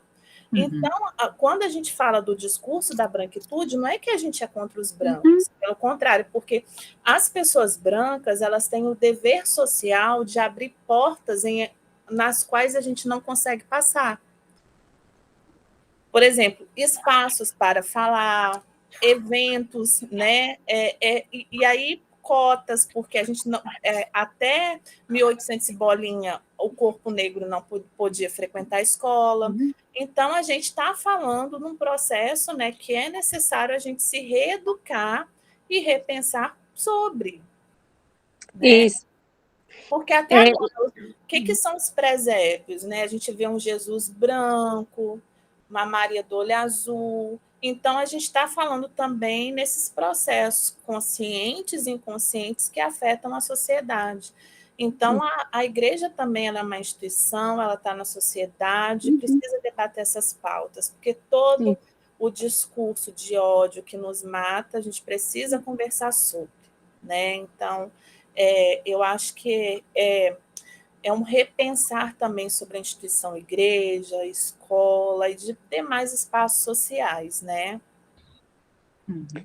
E eu fico pensando, assim, o papel da igreja. A igreja precisa se reconhecer enquanto parte dessa rede, e aí a igreja eu, Maria Lina, mas a igreja eu, como minha comunidade de fé e todas as demais, ela tem um papel nessa sociedade, ela tem um papel educativo, e que em muitos momentos ao longo da história nem sempre é tão educativo assim, né? A gente sabe disso. E eu fico pensando assim, Dia da Consciência Negra.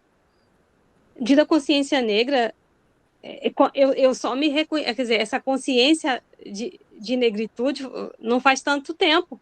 Quer dizer, a consciência, deve ser todos os dias. E que todas as crianças tenham a consciência negra, né? Assim, essa consciência de quem sou, de onde viemos e como que nós estamos aqui, qual é o nosso modo de ser e de estar aqui, enfim. E não um dia isolado, sabe, professora Geisa? Então, os livros que fala, livros para a educação infantil, mas também não só para eles, né, para todos nós, e adultos e idosos também, os avós e as avós também, enfim.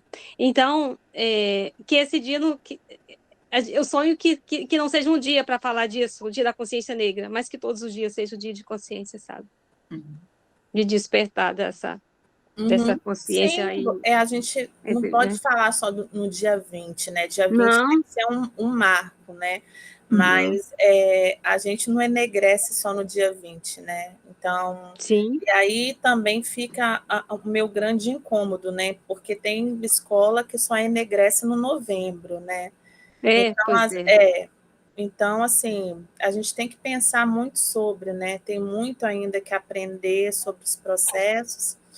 E aí, assim, vivendo, aprendendo, existindo, resistindo, nos fortalecendo, aquilombando, né? Que a gente vai E nas nossas comunidades de fé também perguntar qual o lugar, você falou muito aí do espaço de poder, qual o espaço de poder das mulheres pretas, dos jovens pretos, enfim, do povo preto nos espaços de poder das nossas Porque o igrejas, né? discurso de ódio, né, Maria Helena, é muito bem elaborado. Não é? Domingo mesmo eu estava nesse evento que tem como cunho ser a rua um espaço cultural, então tinha uma gestora muito interessante, uma intelectual periférica, que era uma incubadora de coletivos. Ela falou assim, eu estou com muita dificuldade de falar com essas mulheres que têm o dom, que são negras, que seu produto ela pode vir à venda, por exemplo, ir para as ruas e ser comercializado. A gente não está falando numa ótica capitalista, mas a gente está falando numa ótica dessa pessoa ter uma renda para se sustentar. Aí a gente chegou numa conclusão, né? Que o discurso de ódio é tão bem estabelecido que a gente acha que a gente é incapaz para estar em espaços. E seja esses espaços, né, de venda, de poder intelectual, e por aí vai, né? A gente fica se questionando o tempo todo sobre esses espaços, né? E aí que a importância da literatura infantil negra, né? Se você trabalhar essa identidade desde a tenra idade, porque tem professor que no dia 20 de novembro fala que é antirracista e cola Bombril para fazer um Black Power e cola no mural da escola. Uhum. Aí você sabe que o cabelo, que você associa cabelo ruim a cabelo o quê? Cabelo de Bombril. Aí outro ponto também, né? Teve TCCs que eu orientei em 2019 que tinha uma coordenadora que a mãe empoderava a menina para usar um cabelo Black Power. Na hora que fechava a porta, ela ficava tirando foto do cabelo da menina para tirar sarro. Né? Então, isso são coisas graves, né? Graves. Sérias, né? É um assunto ainda que tem muito o que se discutir. Por isso também, né, Dirce vem aqui em casa sabe disso, quando eu trabalho com as crianças e eu falo que eu tenho o dom de escrever histórias, não de contá-las, mas quando eu vou até elas com o máximo respeito, eu levo as minhas bonecas negras, né? Eu tenho aqui a Anaia, né, que foi feita por uma senhora de resistência, né? Que tem os cabelos todos macios, né? E às vezes a gente fala o nome das bonecas, as crianças falam assim, não é a boneca, sou eu. Então, trazendo a representatividade, né? Trazer essa questão também do feminismo, né? Como pauta que precisa ser debatida desde a infância, mas respeitando a infância, né? E por aí vai. Eu quero ouvir também, de repente, aqui. Deixa outra pessoa falar. Maria Helena, vou perguntar aqui para o outro pessoal, né, do grupo aqui, se a Maria Dirce, a Helena, o Edson, o Éder, a Rosamélia, também gostariam de fazer uso da palavra. Pode abrir o microfone, daí. Se mais alguém tem uma pergunta, um comentário. Boa tarde a todos e a todas.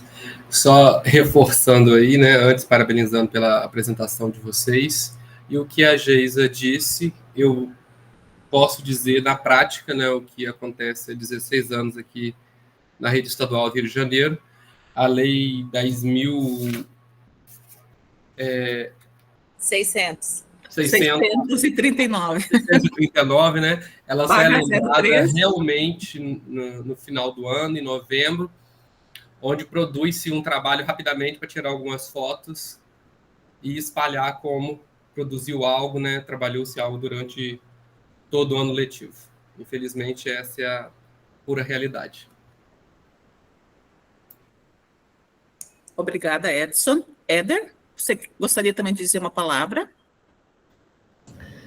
Só agradecer a Geisa e ao Guinter pelas partilhas. É sempre importante a gente ter essa visão do outro na nossa perspectiva. E toda a discussão é super interessante, né? Eu compartilhar duas coisas que aconteceram essa semana comigo, que tem a ver com toda essa discussão e também com o Dia da Consciência Negra, né? Semana passada, depois de 2 anos e meio no Rio, eu consegui ir no Cais do Valongo aqui no Rio, né? Que é o local onde 1 milhão de pessoas escravizadas foram trazidas no Brasil. É impressionante você ver aquele pequeno cais que sobrou, né, da estrutura histórica e pensar que ali tanta gente desembarcou, né? E vindo de barca pela Baía de Guanabara, então você olha, né, de um lado a catedral, o local onde os nobres desembarcavam, a família real, e do outro ladinho da cidade, que era o restinho da cidade na época, os fundinhos, atrás do muro escondido, os negros, né? E domingo também no culto, uma irmã da igreja compartilhou também, ela é negra, compartilhou a palavra também na pregação, e me chamou a atenção numa hora quando ela falou casamento interracial, né? Assim, eu fiquei pensando, né? Mas assim, é casamento, né? Assim, qual que é a diferença daí, né? Assim, ela chamou assim a atenção e realmente, a partir da perspectiva minha, branca, descendência europeia, o casamento dos outros é interracial, né? O meu casamento é normal. Então, e aí eu fiquei realmente assim naquela, né? Assim, realmente, assim, a gente tem que parar para ouvir o outro, porque absolutamente não faz sentido qualificar e adjetivar casamento, né? Casamento, né? No final do dia, né? A gente deseja que as duas pessoas estejam juntas e em unidade, né? Então, mas era isso que eu tinha para compartilhar também, assim, só para agregar as reflexões aí já feitas. Muito interessante, Éder, né?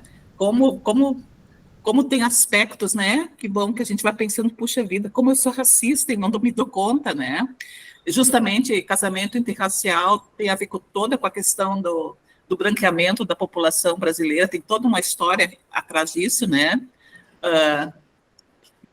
Que tem a ver né, com a construção também do racismo, né? Estrutural, institucional, né? Então, mas muito interessante, e que bacana que isso vem num culto, né? Que a pessoa tem coragem de ir lá na frente e falar sobre isso, e com isso, né, vai abrindo a cabeça também das pessoas que estão ali, né, conscientizando as pessoas que estão reunidas, mas também levando adiante. Muito, muito interessante, né? Muito bacana também pensar nesse aspecto, né? E é a mesma coisa tão complexa quanto a palavra mixigenação, né? Que a gente fala como se fosse algo positivo, né? Desde o Casa Grande Senzala, porque vai falando que foi uma mistura. Aí a gente tem que debater esse conceito de raça que surge na categoria das plantas e depois vai para a categoria da ciência, que o Nina Rodrigues, né, queria criar uma disciplina na Bahia sobre criminologia, onde falava que os corpos negros eram corpos marginais. Monteiro Lobato defendia essa teoria de eugenia, é importante a gente falar. A gente falou isso na última reunião, né? Tinha articulação com o Ku Klux Klan, né? Olha só. E aí, quando a gente pega os escritos de Monteiro Lobato, de 1958, por aí, a percepção que tem é que a Emília quer matar a tia Anastácia, né? Quando a gente vai interpretando o original. E aí, para entender mais sobre esse período, tem um documentário no YouTube muito bom, Meninos 23, Infâncias Perdidas no Brasil.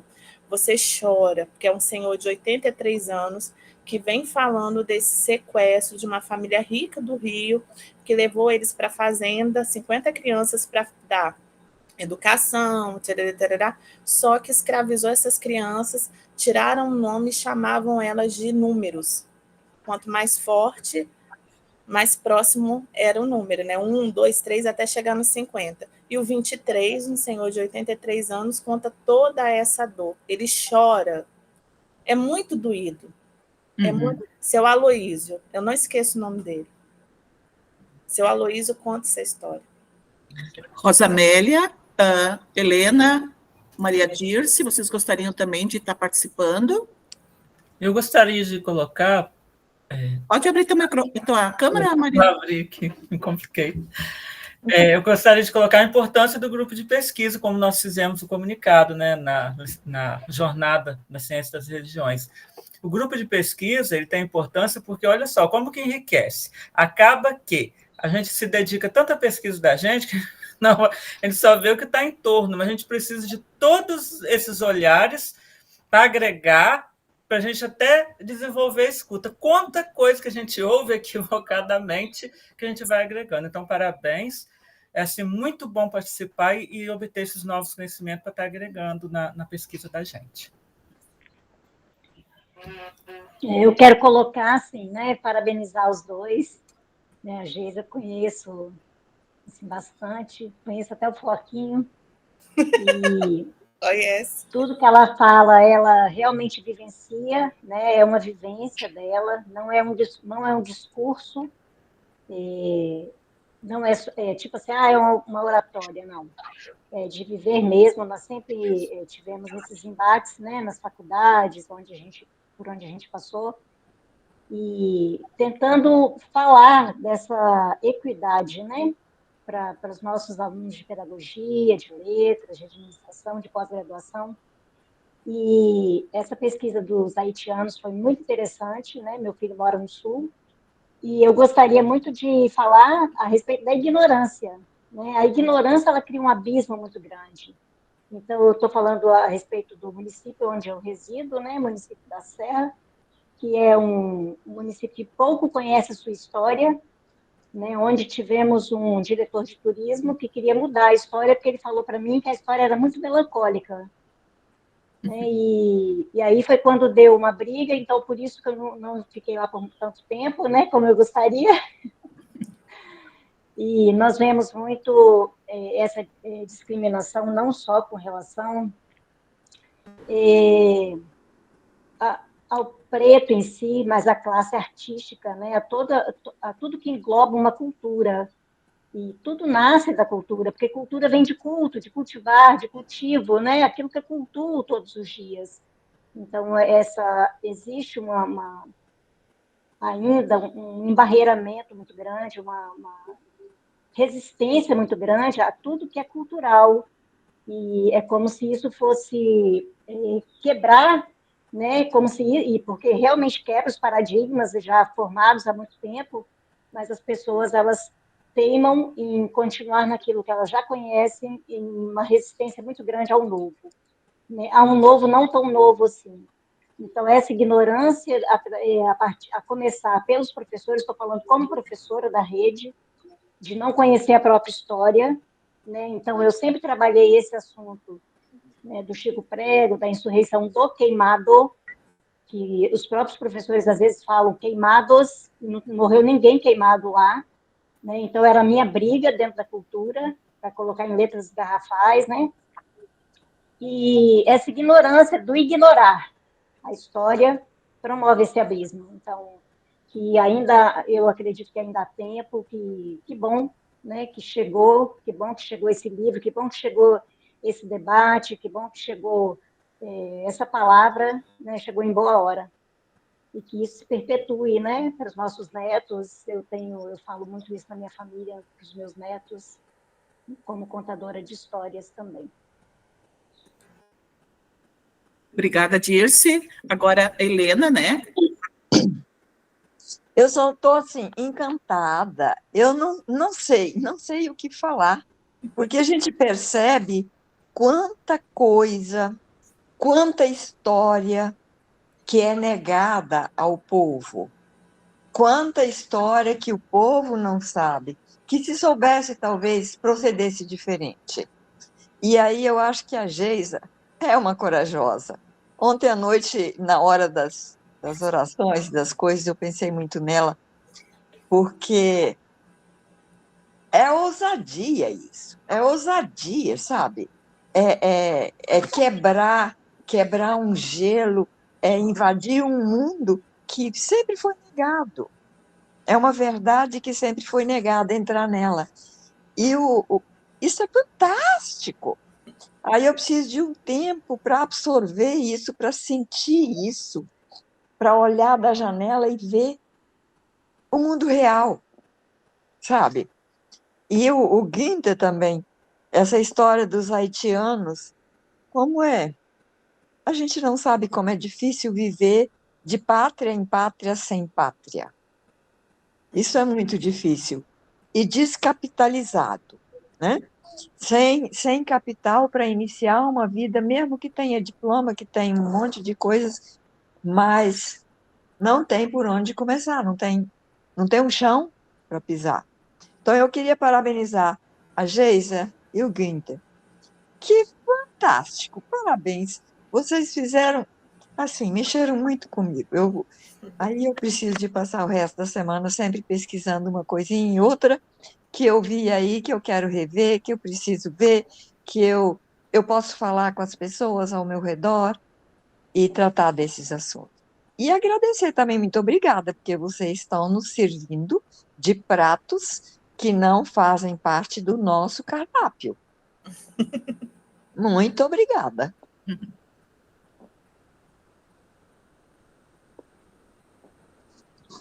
Então, eu acho que todos e todas participaram. Estava olhando aqui, né? Eu vou, então, pedir para que Geisa e também Günther possam também dar sua palavra final, né?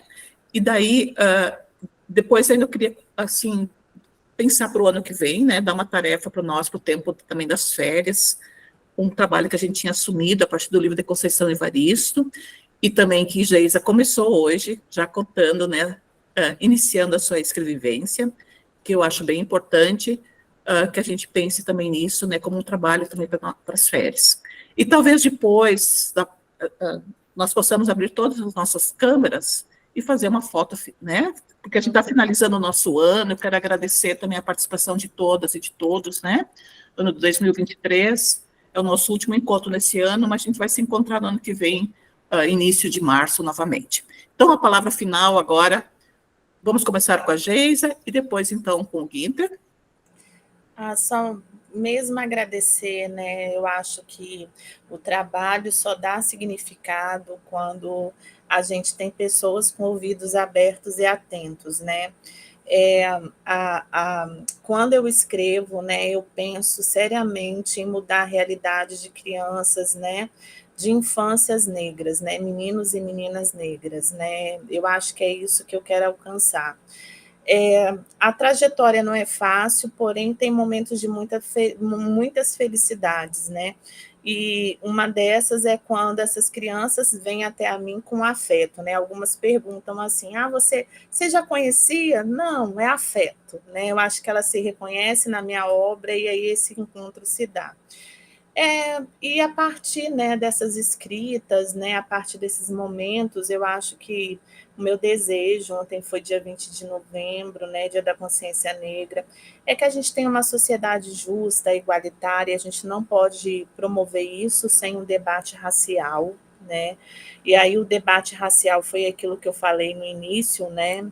A gente tem que falar sobre interseccionalidade, cor, raça, a questão do feminismo, da economia, da empregabilidade. A gente tem que parar de romantizar, né, a pobreza nos corpos negros, que tudo está bom, e não tudo não está bom, porque tem um povo sofrendo, né? E aí a gente também pode falar, o Günther, com mais propriedade sobre a questão dos imigrantes. Então, eu acho que é para isso que a gente luta, né? Algumas vezes a gente cansa, mas o bom é que é uma luta coletiva, aí o outro acolhe e a gente segue, né? E também agradecer a oportunidade, que nesse grupo eu aprendo muito. É um grupo de muita troca, de muita escuta, né? De muita voz fala.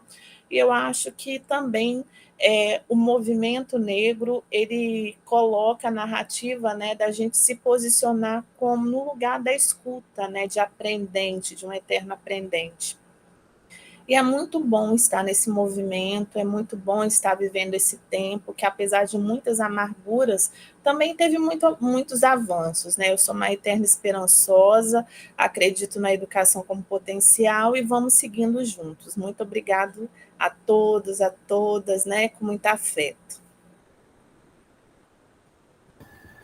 Eu também quero agradecer, primeiramente, a oportunidade de estar nesse grupo, que é um grupo onde nós trocamos experiências. Eu sempre digo que a gente vai construindo saberes E é nessas trocas que a gente vai conseguindo perceber o mundo que nos cerca. E também nos perceber neste mundo.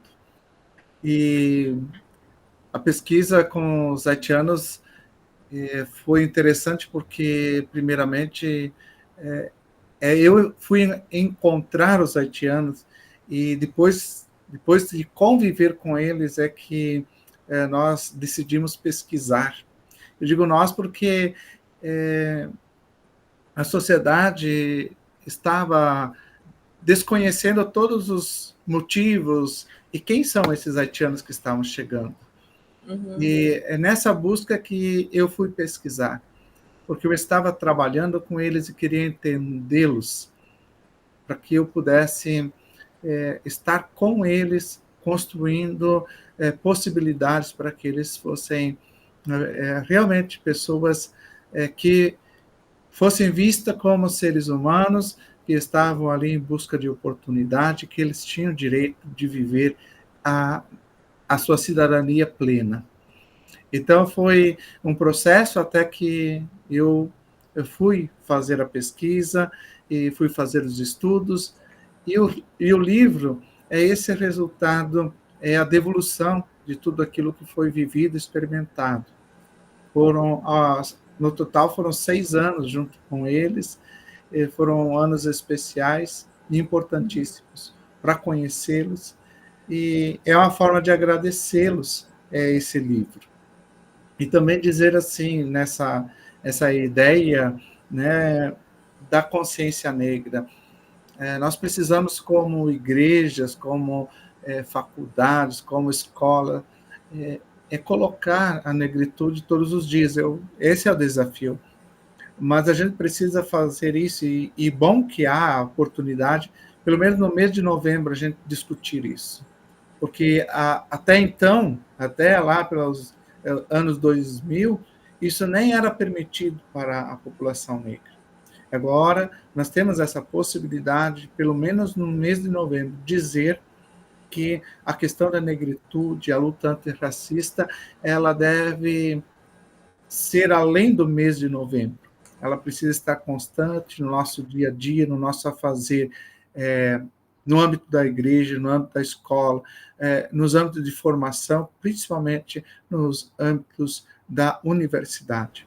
Ontem eu participei de uma live sobre evangélicos negros, debatendo com o pastor da Assembleia de Deus, e lá me fizeram uma pergunta: qual é o futuro de uma igreja que não se mistura? Isso, para nós que somos uma igreja de maioria branca, eu disse, é uma igreja que não tem futuro. Porque uma igreja que não se mistura com a realidade, que não se envolve com o dia a dia das pessoas, é uma igreja sem futuro. O cristianismo não teria futuro se ele não estivesse envolvido com o cotidiano das pessoas lá nas primeiras comunidades. E assim por diante. Se uma igreja não se envolver com o cotidiano, com as dores, com as alegrias das pessoas, ela não tem futuro. Nós precisamos ser uma igreja que acolhe as pessoas, que é solidária com elas, principalmente com a população negra, população migrante, com as mulheres, com os empobrecidos, com todas as pessoas. Precisamos nos envolver para que ali, na vida, nós sejamos sinal de esperança. E aí nós teremos futuro. Eu acredito que isso também pode ser dito para universidades e também para as escolas. Nós precisamos nos envolver com o cotidiano das pessoas. E como a nossa população, a maioria é preta ou parda, temos que nos envolver com essa parcela. E muito obrigado. Muito, muito obrigada, Guinter e Geisa. Foi uma tarde muito que nos instiga, né, a pensar sobre a nossa realidade, o nosso cotidiano, nossas relações, que estão tão interseccionadas, né? Mas, ao mesmo tempo, vocês nos deram muita esperança. A esperança está no diálogo, a esperança está na pesquisa, a esperança está na troca, a esperança está também num processo educativo abrangente, né? De escuta. E, assim, também eu acredito muito nisso, né? E acredito muito no nosso grupo, né? Também, que é um grupo de acolhimento, um grupo de escuta, um grupo também que se respeita, e um grupo também que, agora nas férias, vai ter uma tarefinha bem importante, né? A gente quer publicar um livro no ano que vem, nós escrevemos um pouco, né? Falar um pouco da nossa infância, do nosso, como é que foi, né? O nosso processo, né? Para chegarmos até esse momento onde é que nós estamos também. Acho que isso é bem importante. Isso também tem, a Conceição Evaristo fala de escrevivência, mas a gente também fala de história de vida, a gente também fala de autobiográfico, né? Mas eu acho que o que a Conceição Evaristo coloca é a gente, às vezes, também resgatar aquilo que a gente quer esconder, né? Que a gente não quer colocar. Então, acho bem importante, né? E lembrar da ancestralidade, né? Que é fundamental também nesse processo, né? Nossos pais, os nossos avós, né? Os nossos lugares, onde é que nós habitamos e estivemos também. Então, muito, muito obrigada a todos e todas que participaram este ano do grupo, né? E eu vou pedir para a Maria Lina e para o Edson também agora abrirem a sua câmera e vamos ficar todos juntos aqui para fazermos uma foto. Maria Lina, tem mais 2 pessoas aqui que estão sem câmera. Maria Lina, e quem mais que está aqui? Acho que é o Júlio, não é o professor Júlio? É o professor Júlio, professor Júlio. Ele saiu. Júlio, Maria Lina. Ah, tá. A minha câmera está aberta. Cortando o cabelo aqui, ó. O Edson e a Maria Lina. Edson e Maria Lina, por favor, apareçam. Eu abri a minha. Tá. Isso. E o Guinter, o que acontece daí? Fecha uma aqui? Que eu não consigo colocar todos? Eu não sei. Eu estou aí, né? Mas está faltando o Éder e a Maria Eu Lina. acho que tem modo de você mudar a configuração, professora. Peraí. Claudete, Onde que eu tô aqui, só que vocês acho que não estão me vendo, mas eu estou aqui. Aonde que eu mudo? 3 pontinhos? Nos 3 pontinhos, você vai clicar, vai alterar o layout. Tá. Ok. Mosaico. E embaixo você vai buscar ali, deixa em automático, e embaixo você bota a quantidade máxima de blocos que tiver aparecendo por ti. Tá. Aí vai aparecer todo mundo. Foi? Tá. Isso, Obrigada. Olha o que é essa interação com os jovens tecnólogos. Muito obrigada, né? A gente vai aprendendo em conjunto. Então, quem faz a foto aí, eu faço uma. Então, muito obrigada. Bom tempo de férias, bom Natal, bom Ano Novo, vamos nos recuperar também nossas forças, né? E um abraço a todos e especialmente hoje, também quero agradecer, né, a Geisa, que também nos acompanhou com o livro da Conceição Evaristo, que foi muito importante, né, e a você, Guinter e Geisa, pela apresentação dos livros de vocês.